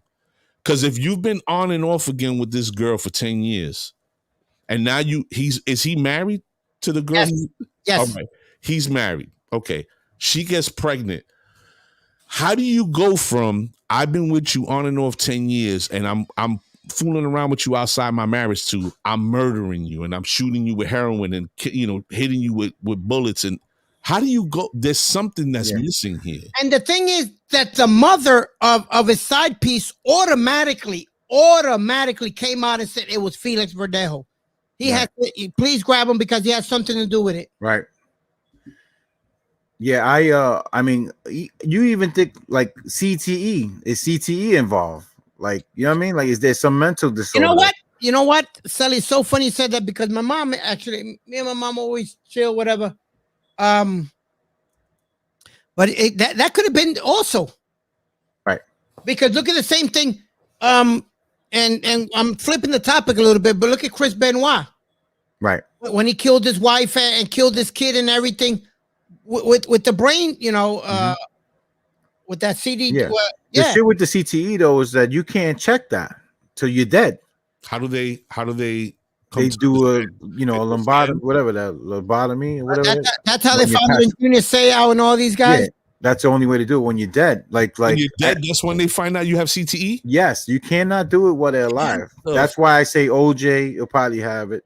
I think Aaron Hernandez definitely had it. You know what I mean? I think there's certain people. They said something about Aaron Hernandez, his brain being a little washed, Yeah. No, yeah. His brain was fucked up. Yeah. His brain was battered like 40-year-old man, like banging his head, the whole time. But Sally, you know what the problem is too a lot with all these athletes? We're talking about athletes and stuff like that. I just think it's the people you surround yourself with has to do a lot with it because, Tyson's downfall was getting those two brothers, Rory, what was his name? Rory and the other cat.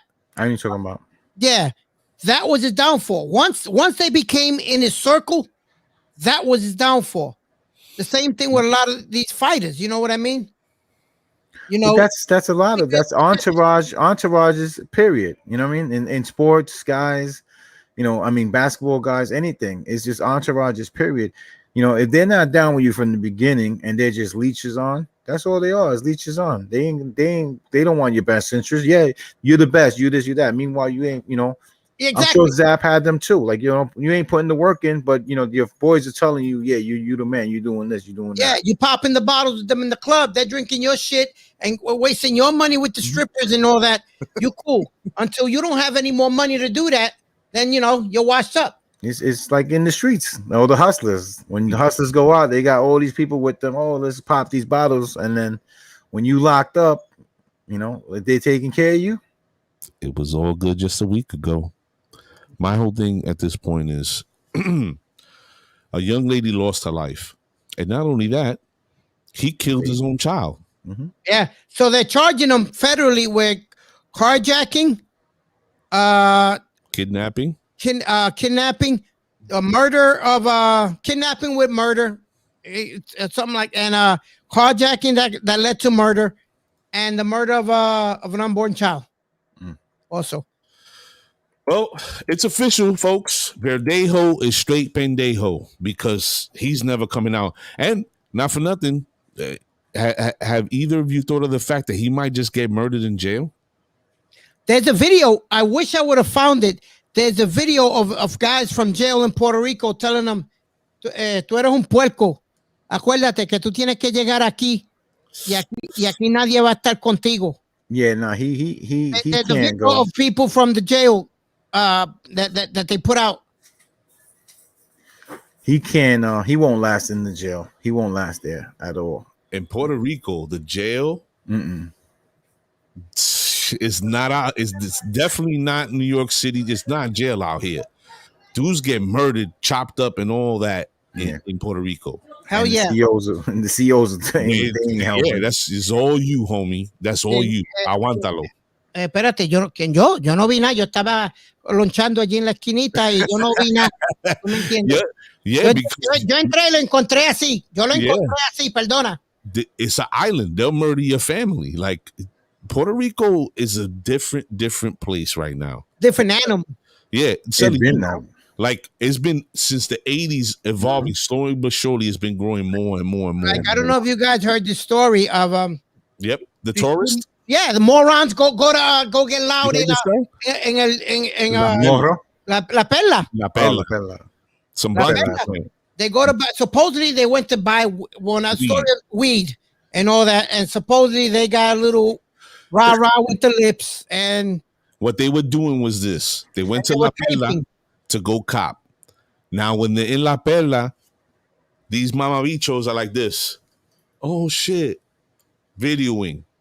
And some dude came up to them and told them straight They're up, like, yo, "Oh, stop doing that. Kill it." Whatever. They came out, they ran down on them. Homeboy took flight, but his man didn't make it, and he left them. A week later, they found him next to my house in Vega Baja. son, this dude was like, hey, where's Joe? And he's like, I don't know. I ran and he didn't make it. All right, we're going home. They go home. A week later, they find him burnt, like 80% of his body, his teeth. Like the only reason they were able to know it was him is because of tattoos. Tattoos. Wow. Yeah, they found him in Vega Baja. They killed him in San Juan. Crazy. They killed him in San Juan, and they found him in Vega Baja. Like all the Like way. what? They put him in the water, or they just? And I know exactly where the spot is at. It's like a little mini entrance to like a little private beach that they have. You know how they have those little callejones or whatever? Yeah. That's where they found them in. They chopped him and burned him and just threw him there. Boop. Niggas had the boat. Yeah. Take him over there. Yo, Mulch. What's that shit it's- called? Not mulch. Chum. Dude, you can't play. You can't fuck around. And it's been getting crazier because of COVID. That has been the flight prices have been cheap, so people have been going out there, and people on the island are getting pissed about it. Yeah, but you know who's to blame for that? Companies like Spirit and all that they have plane tickets at $30 and $40 each way. So No, you you got all the basura. I don't blame them. I don't blame them. I do. You know who I blame? Point. I What? blame the stupid motherfuckers that go and want to act like shit is sweet. You not from that's around here. Like who yourself? Come on, let's go to Chicago and act like shit is sweet. Motherfuckers got guns in Chicago and they kill Hell people no. on the regular.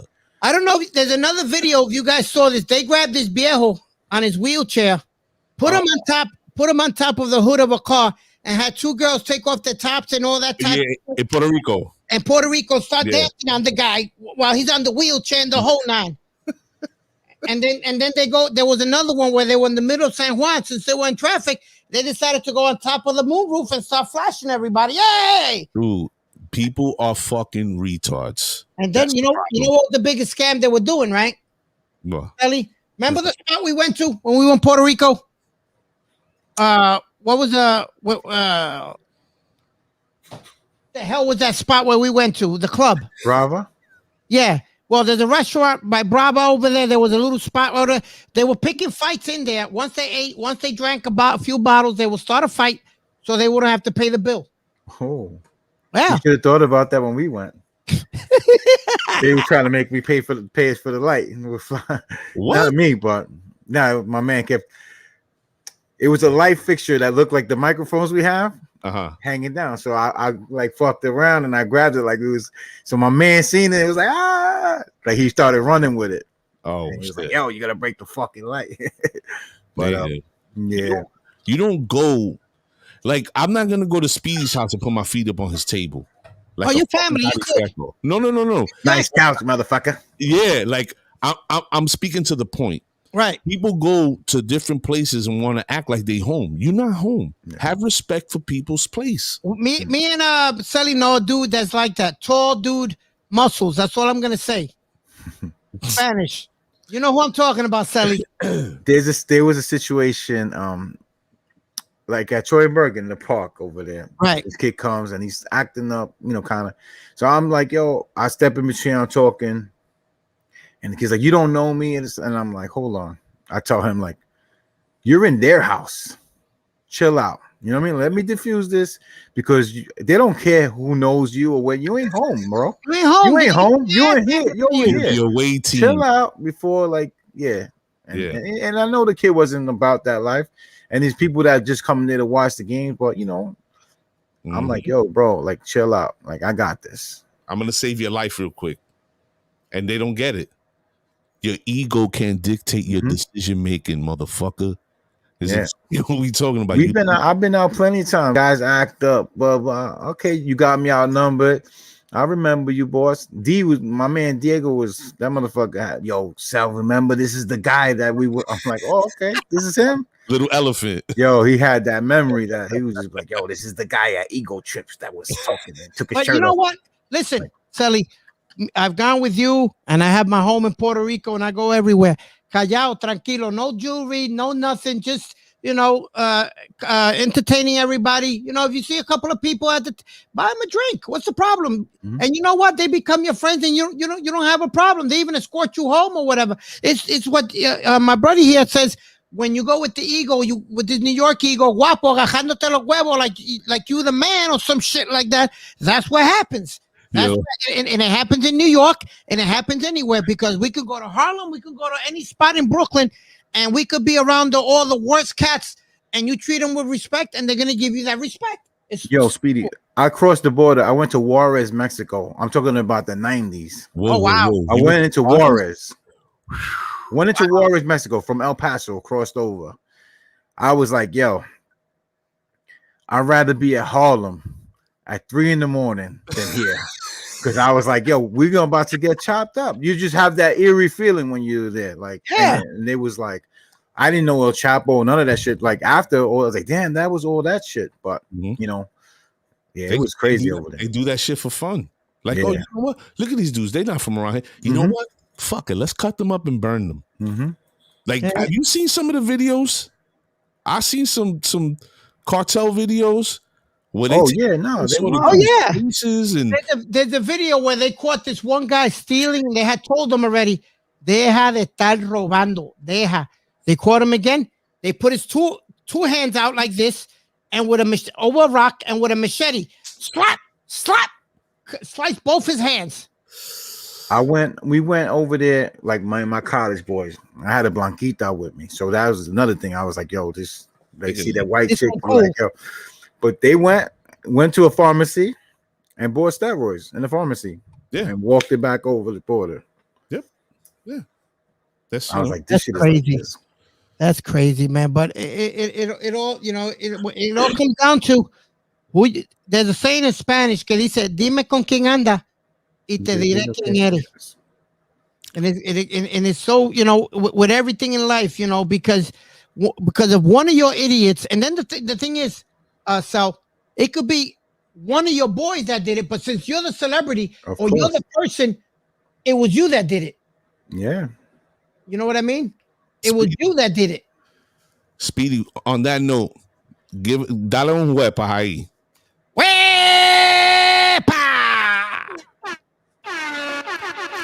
Ladies and gentlemen, if you just joined the show, I'm your host, Mr. A, with my partner. Sally Sasson in the building. And this is the set 6145. We had a special guest, a Mr. Speedy from our side of town. And if you missed it, you done fucked up because it's the end of the show. Go back and rewatch and check out what happened on this episode of the Midweek Chop Up. Mr. Speedy, what do you have going on? Because I know you had a show in development. I and you have a podcast going on. the podcast going. Okay. When is it on? Oh, El Podcast, and you can catch it on all your podcast people, you know, Spotify, iTunes, all the places where you can hear. And we're up to about 1 million, 1.5 million downloads, so that's not going too bad. I'm doing Lend us some of those, man. Préstame uno, hermano. Déjame que aguanta uno o dos. ¿Qué pasa? Un préstamo ahí. You And know I'm- what? And I'm doing a show this Saturday at a Polygon in Brooklyn with Brenda K. Starr, the pre-Mother's Day. It'll be my first show in about, I want to say, a year and a half. Give a shout to Cynthia. It's her birthday, right? Yep. And a big shout. No, I want to give a shout out to the best team in all of New York City, Oh, WSD. that's what we do, baby. That's what we do. Surprise, motherfucker. Surprise, motherfucker. WSD, always. Wait. Let's really give it to him properly. There you go. So what's up with that Polygon? What's going on over there, Speedy? I We see got you Brenda over K. there. Starr. We got Brenda K. Starr. this Saturday. It's a great little spot. You know, my great Puerto Rican food, great vibe, Sally. Because you know I'm a dude that likes a cool vibe. I don't like the todo el mundo tirando puño y bofetada and all this. No. I'm already gonna be 53. Them days are over. It's a nice vibe, a cool vibe. Great Puerto Rican, Dominican food. You know, they make a Puerto Rican pizza. They make a Dominican pizza. Fuck is Puerto Rican pizza? Pizza with lechon, with pernil and lechon. Wait a minute. Ladies and gentlemen, we have a last special guest joining us in the room, and I'm glad he made it. So let's welcome him. Oh, we keep going? Oh. What's What's going on? It's a takeover, baby. What you mean you got to guess? You got the only guy doing the right shit. The takeover, baby. Train of the year 2020 is on the books. It's going to stay there forever, baby. What's going on, Senior? I'm right after Eddie Reynoso, bro. He won it in 2019. I won it in 2020. And my son, fighter of the year. My manager, manager of the year. We did a triple, baby. It has never been done. And we did it. Big things are coming. The show is going to be huge, bro. We got celebrities up the ass. J-Lo. We got J-Lo. I can't believe this, man. And I was like one of these big fans from back in the days, you know. Metallica. Yeah. They're going to be performing. So that's going to be sick. I can't wait, man. We going into every age group that there is in the entertainment business. That's how Triller's doing it. That's how we doing it. You know, it's a good combination, bro. Bro, for them to pick my son out of every boxer in the world, bro, it's just crazy, man. You know, we went from having 16 fights. When I told everybody about 2 years ago, we're going to get a world title in 15 fights, and in 16 fights, we're going to take all the belts for fucking Lomachenko when we bust his fucking head off. And that's what we did. And we beat him at his own game. We beat him by boxing his ass. And I told everybody, my son is faster, better, smarter than that dude. You know what I'm saying? And bro, we got to get our props, bro. We've been doing this shit for so long. And now we're getting our freaking dividends coming in. You know what I'm saying? So I'm happy. Bro, I'm just having a good time, man. I'm in paradise right now. I see you. Know, I'm over here in Vegas, but it seems like I'm in the Bahamas. Jesus you know, this is why Are you in the pool right now? Shit up, bro. Look at that big ass screen right in back of me, baby. This is where I'm at. This is where I stay at. Damn. Look at this. This is paradise, baby. Blessings, brother. What's up? We got the jacuzzi right here. You know, we got the pool right next to it. What's the big next money fight? What's the big next money fight? We could do Devin Haney. We could do Josh Taylor, but I'm going for Josh Taylor, bro, because that kid Devin Haney ain't got nothing that we want. Yo, Pop. You know, that kid hasn't fought nobody. He's nobody. He's not gonna fight us, bro. That's all blah blah blah blah, and then he's gonna outprice himself like he did with Lomachenko.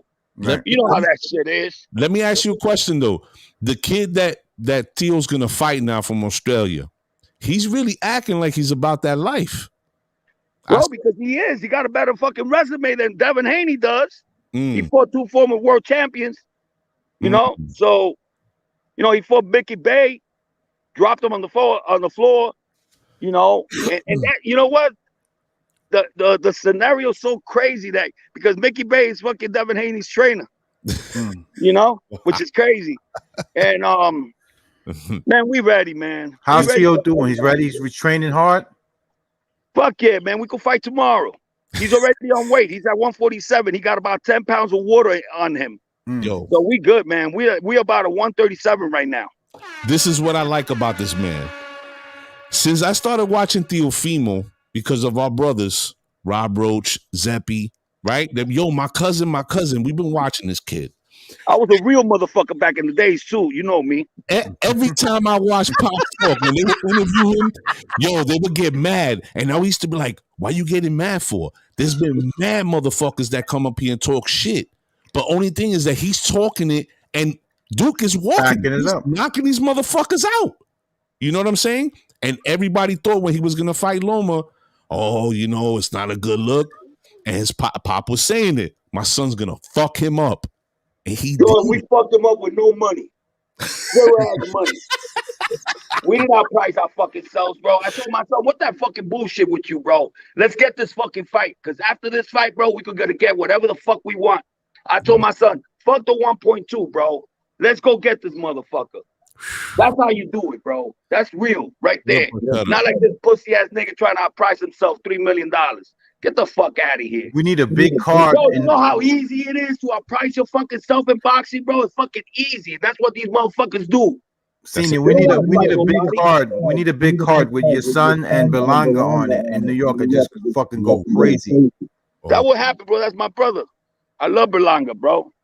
That's my son right there. All you guys in one card that day. You know, que viva Puerto Rico, bro. You know what's up, bro. I was about to say that. Hang out Puerto Ricans. That's it. We could do that like in a Puerto Rican Day Parade weekend. Teofimo and Berlanga. Bro, that shit would be crazy. Insane. Let me ask you this: Are you guys would you guys go lower in weight or higher in weight for a bigger fight? Is he ready for that? Listen, the way I see it, I don't see nobody want to fight my son, bro. And let me tell you something. I don't think we're gonna be staying at 135 any longer, bro. We've been at that fucking weight for 7-8 years already. So, you know, it's time to move up. And I'm telling you, bro, nobody at the 135 is gonna fight us, especially Tank. Tank don't want nothing to do with us. You know, Floyd don't want nothing to do with us. You know, Devin Haney don't want nothing to do with us. That's all bullshit, bro. You people know that. You know, so we moving up to 140. Josh Taylor's already getting fucking cold feet, bro. What? You know, he says that we gotta settle our fucking business. Fuck you, bro. Fuck you. Fuck you. Let me deal with my business, motherfucker. We want to come and fuck you up. You know what I'm saying? He's saying that we're not undisputed. We gotta settle fucking problems at 135. The fuck out of here. We're coming for your fucking ass. AKA took down the best at 135. Yeah, already. AKA I don't want to fight. AKA I'm just gonna talk about bullshit because I really don't want to get in the ring with you. I'm just gonna talk a lot of shit about it and act like I want to fight. My son is better with bigger fighters. My son been beating on fucking bigger fighters at 17 years old. World champion in sparring, beating the shit out of them. Because he's faster, he's smarter, and he could crack. You know? These kids can't fucking crack, bro. They got to stay at 135, bro. They can't even knock people out at 135. What do you know what's going to happen when they move up to 140? Pop, we've been watching Teofimo and Shelly and even Speedy. You might agree with me. The last 2 years that you've watched Theo, he's gotten bigger and he's gotten stronger. Right? Am I seeing things? Because it looks like he's put on a lot, man. Bro, my son is not even in his prime yet, bro. He got like 5 years to go. You know? Like Canelo. You saw Canelo, bro. When Canelo fought, when we fought Floyd, bro, he wasn't even in his prime, man. He was like 20. Well, how old was he? Like 21, 22? 21, and he maybe had 10 fights, if that. Like 10 fights. 10 or 11 fights, if that at the time. We talked about that earlier. Yeah. You know? But it's not all about the age. It's about the smartness. You got to be smart in there, bro. For sure. You can't just go in there and wild out and just throw punches. You got to be smart. And that's what I got. My son adapts to every style. And it only takes him 1 or 2 rounds. That's it. After that, it's over. Pop, I'm sorry. Do you see a lot of mistakes when you put a fighter too early? Like with the example you just gave with Canelo. Is it the manager's fault or is it the promoter's fault or the fighter's fault putting them in so early in a fight like that? It's the fucking coach's fault. Because the coach should know his fucking fighter. I know my fighter. Everybody was like, oh, you putting him there too early. That's going to be a Canelo fucking Floyd Mayweather all over again. Get the fuck out of here. We whooped that ass, bro. And I told everybody, we're going to outbox him. I didn't even say we're going to knock him out. I said we're going to knock him out in 6 rounds, but that motherfucker ran like a fucking motherfucker.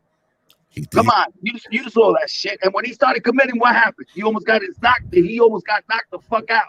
Senior, would you ever train any other fighters, or your son is that's it? That's your number one focus, and that's all you would do? Listen, I'm open to anything, bro. You know, the time gives it to me, bro. But right now, I'm content with what I have. You know, bro, what are the chances of us getting this opportunity with Triller? They did their homework, bro. These people sit down and they network. They know what's going on. For sure. You know, they know what's going on. and they picked the right dude because he's a realist. Look at this fucking dude, Ryan Garcia. Oh, I got mental problems right now. I can't fucking fight. Get the fuck out of here. He said that. He's going through depression and anxiety. He has anxiety problems. You can't do that shit in this business, bro. People gonna look like, yo, this guy is not credible, bro. We can't fucking fuck with this dude. Yeah, he's you not know. For it. And that's the funny thing. I was gonna ask you, Senior, do you not want to see your son fight Ryan or Tank? Because for me, you know, I'm looking at that other dude. He's not even where he's a Twitter warrior. I see him on Twitter talking shit all the time. Haney, that's all he does. He tweets. Why are you talking about the fucking dudes that got the regular belts, bro? Yeah, man. Get the fuck out of here. I'm not looking backwards, bro. If they're there to fight us, we'll fight them. Right. You know, but those dudes got regular belts. Ryan doesn't even have a real belt. Tank is going on. Tank is going for the third fucking regular belt. He ain't no real champion. And everybody knows that. Floyd knows that. You know, Floyd's scared. That's why he fucking tried to sabotage my son's fight on June 5th. Really? Yeah, he tried to fight on June 5th with Logan Paul. What the fuck does that tell you? Oh, wow. That's some sucker shit. We didn't even connect the dots on that. Yeah, come on, bro. Give me a fucking break, man. Wow. That's all bullshit, bro. Wow. You know, he doesn't even let a young motherfucker do his shit, trying to sabotage my son's fight. Well, that's more of a reason we wouldn't watch Floyd's fight that day. Exactly. Come on, We watching T.O. watch. This guy's trying to fucking sabotage a kid that only got 16 fights. He's scared. Scared because we're going to take his fucking legacy and going to make it look like it was nothing. Listen, you know, he knows that. He's scared. It's funny because when Tio had his fight against Lomachenko, you had like a moment in time where everybody just went quiet. And then a week or two went by and everybody, oh, well, you know, Lomachenko wasn't shit. And still today, none of these dudes have stepped to the table and be like, yo, Senior, come on, let's go. Let's get this paperwork. I want to fight this guy. Nobody still. Everybody's just. They made it seem like we didn't fucking beat nobody. But I like that. I don't give a fuck. Yeah. We're going to better things, bro. Let everybody think what the fuck they want to think. Lomachenko will fucking whoop everybody's ass in that weight division. Bro, we just beat his fucking ass. And this kid, Devin Haney's fucking fighting the weakest link. Linares. Get the fuck out of here, bro. You don't see through the fucking papers, bro? You know, and Linares probably will give him a fucking fight. Damn. Linares just got his fucking ass knocked out.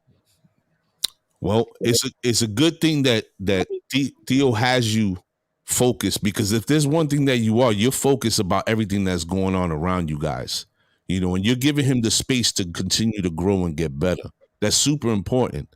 You know, sometimes when you're a parent of an athlete, you become a little overbearing and you don't let that athlete get clarity and get his head right so he could move and develop and continue to do what he's doing. It seems like you and Theo have such a strong bond that the work almost seems like fun. I seen videos on IG where Teofimo's working out, like he's hanging out and having a good time. No problem. Make it, bro. We used to this shit, bro. My son's been fighting since he was 4 years old, bro. You know, he did Taekwondo for 2 years. I got him into boxing at 6.5. You know, so all his life is about fighting for something. You know what I'm saying? And he has that. He has that heart. He has that lion heart. And you could see it every time he fights. He's like a freaking hawk in there.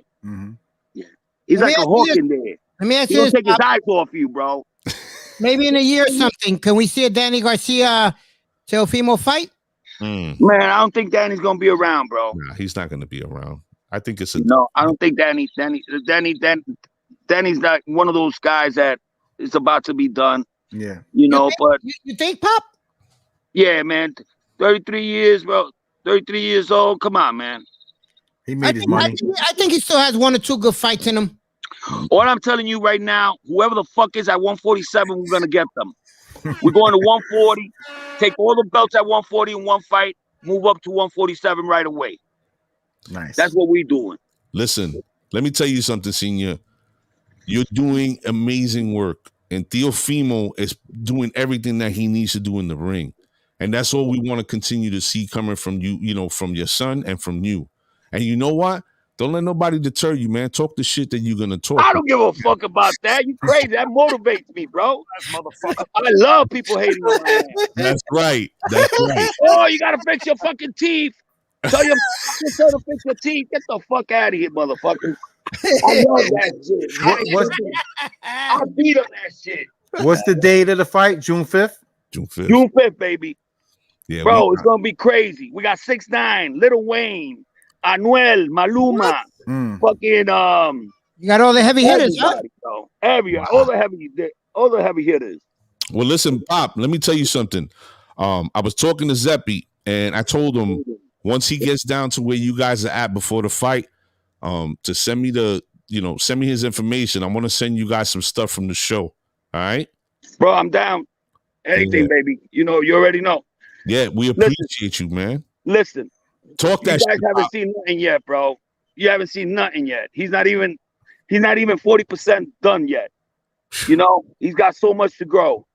And I'm working on a lot of shit that he did wrong with the Lomachenko fight. That bullshit fucking 6-7 seconds that he had a fucking good time in each round, which was like fucking like everybody like, oh, he got hit. This is it. Bro, you can't win a round by doing good for 7 seconds. Right. Yeah. You got to dominate. We won every fucking round in that fight. The only round I give Lomachenko was the 11th because he did more than one time. Let me ask you this, Pops. You just mentioned something really quick. And what do you think of the scoring nowadays of all these judges? Does it scare you in a fight with some of these? No, because my son has only lost maybe 3-4 rounds, in all his 16 fights. So I know what the judges want to see, and that's what we bring to the table.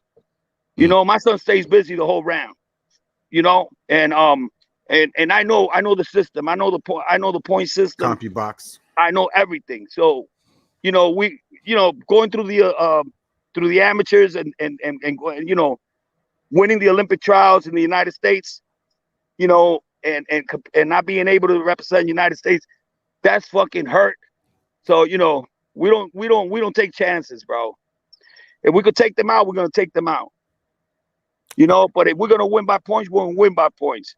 He hardly loses a round. So as of right now, every fight that he has not knocked the dude out, which is 4 fights, he has won unanimous. You know what I'm saying? And with fucking great fighters, Nakatani, Comey, Lomachenko, back to back. Now we're fighting this kid Kambosos, 19-0. Got 2 ex-world champions that he beat. So we, with a better resume that Devin Haney has, and people talking that we fighting nobody. Get the fuck out of here. Whoever picked this fight, Senior, knew what the fuck. Nobody picked this fight. It was a mandatory. We didn't figure. You think, bro, Lomachenko, listen, Kambosos is getting $2 million. What step side money we're gonna give them? Wow. What step side money we're gonna give them? What, we're gonna give him $3 million so he could step aside so we could fight Devin Haney for $2 million? The fuck out of here. And lose the IBF? I'm not gonna lose the IBF. That's crazy. Don't listen to that bullshit, bro. It's all bullshit. You hearing that shit first. He could have taken step aside money and fought Devin Haney. We give him Kambosos $2 million. That kid was never gonna make that kind of money. Yeah, I don't. He never really fights in the States, right? He fights over there in. Is he Australian? No, he already fought twice. He fought a couple of times here. Yeah. The 2 world champions. He fought 2 world champions down here. Mickey Bay. Who was the other one? The last one he just fought. But he forgot his name. But he's some British kid. He's his mandatory. And these fighters that we're talking about have sidestepped their mandatories. And now Teofimo stepping to him is his mandatory. He's gonna clear that lane. Like, but the bullshit they saying is that we could have gave him step side money, right? So we could fight Devin. Nah. Bro, Kambosos is getting $2 million. They can't give nobody step side money for $2 million. Right. And we're putting the 4 belts on the line. They gotta sell it, man. They gotta sell the story to make it seem like it's something. Wash his ass up and let's see who wants it after that. Exactly. Listen, we're gonna do pay-per-view top fucking shark shit. Top 10 shit.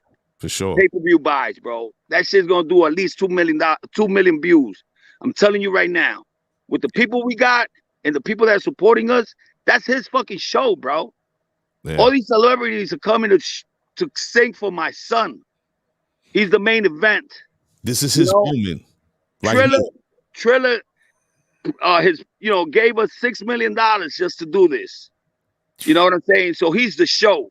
Anybody that sings there is for him. You know, so who the fuck is not gonna see J-Lo? A-Rod. Yeah. A-Rod's the only one. Speedy, my boy. Yo, for real. Listen, Senior, Speedy, yo, we appreciate you guys. Platform is yours. Whenever we here, we on. We're gonna be watching June 5th. We're gonna be rooting for our guy Theo. Oh, hell yeah. We giving it up for him. Let's go for Latinos, puñeta. Latinos always. Party at Polygon, Speedy. Yeah, so we're gonna do it bigger than any Latino has done it, bro. Just you mark my words, bro. Everything I say comes true. That's why they call me Nostradamus, baby. I didn't get that name for not doing what I said I was gonna do. I told my son, you're gonna be 2-time undisputed world champion. Nobody has ever done that back to back. We're gonna make that shit happen, and it's gonna be before his 18th fight, which is fucking crazy. Crazy. That's Where crazy. the fuck was Floyd in 18 fights? He didn't even have a world title. I love it, son. Get the fuck out of here. Ladies and gentlemen, the takeover. And all that fucking negative fucking shit that they're giving us is just making us fucking stronger. Because when you want to shit on my son, God is going to come and stump on your fucking ass. I'm telling you, bro. It happens all the time. Send to you our love, man. Best of luck in that fight. Go get him. Love you guys, man. Take care. It's the takeover. This shit is for real, bro. I'm all about realness. I don't talk shit. I make it happen. That's great. And my son is the best fighter in the world right now. I don't want to hear it. Let's get it. Props to Canelo too. They're the only ones doing it right now for the Latinos. That's real. For real. East out, bro. Berlanga's coming too, Everything is beautiful. Everything is changing, baby. The Latinos are taking over. We're the real Indians, bro. We got that Indian blood inside of us, bro. We don't give up. We're strong, baby. We're stronger than anybody. I want to go fight now. You gave me hype, son. Come on, bro. You already know that, man. Come on, man. We're doing it for everybody. All the Latinos. That's Puerto Rico, Venezuela, Mexico, everywhere, bro. You know what I'm saying? I'm so hyped up, bro. I can't wait for June 5th. That shit's going to be a show. And we're knocking this fool out in less than 3 rounds. Yo, Senior. You heard it. You heard it here first. That boy comes to fight. Senior, don't party too hard. Nah, bro, don't worry about that. I ain't partying. I'm partying after the fucking fight. Yeah, that's what I'm saying. Be in good shape, brother. You got it, man. Peace out, man. Say what's up to my peoples over there on Sunset, Bay Ridge, Park Slope. You already know. The takeover's for real. Let's go. Representing Brooklyn, baby. Y Honduras. Let's go. Ladies and gentlemen. I didn't want to say anything, guys, real quick. Yo. You know who he reminds me of, right? Who? Angel Garcia. Angel Garcia. Danny Garcia's father. Yeah. Yo, Old school. I did 3 interviews with him. Yeah. Said a true story. And Danny's become a friend. And every time I would tell him, yo, Pop, remember, you can't curse. You got to watch what you say. The first time we did it, we here in the studio in New York. First words out of his mouth, fuck this, motherfucker. Danny's the first child. And I'm looking at him like, didn't we just say, you couldn't say shit like that? So we run into him in Vegas. He says, I said, I need an interview, Angel. Not a problem, Speedy. I said, remember our deal. You can't, Yeah, you might as well just tell him come curse. Yeah, no. Come on. You know what it is, Speedy. We cursing here. Fuck that. Exactly. Fuck all that bullshit. Ladies and gentlemen, as you know, thank you to Speedy. Thank you to Senior. We had a great time. I hope you enjoyed it. Shouts to Zeppy. Shouts to everybody that help us with this podcast, man. That was an amazing interview. That was radio. I'm gonna tell you guys, that was radio. Second time with Senior. Senior showed us love. He showed us love. He was in the hospital bed last time. Last time he was in the hospital. He showed us love. That was radio. Yeah. Salute. That was radio, Pop. Yo, Luis Jimenez, shout us out. Give us a show. Give us let's a I show. go. got you, Pop. I promise. I'll record tomorrow. I'll make sure I take care of you guys. Salute. Love you, my brother. Speedy. Yo, salute to our brother Zeppy, Rob Roach, all our brothers from 61st, 2nd, and 3rd. You know what it is. June 5th is the fight. Teofimo, if you watching, yo, listen, we need to talk, brother. But do your thing. Wash that boy up and close these motherfuckers' mouths. This is the set, as always, 6145, and we are out of here.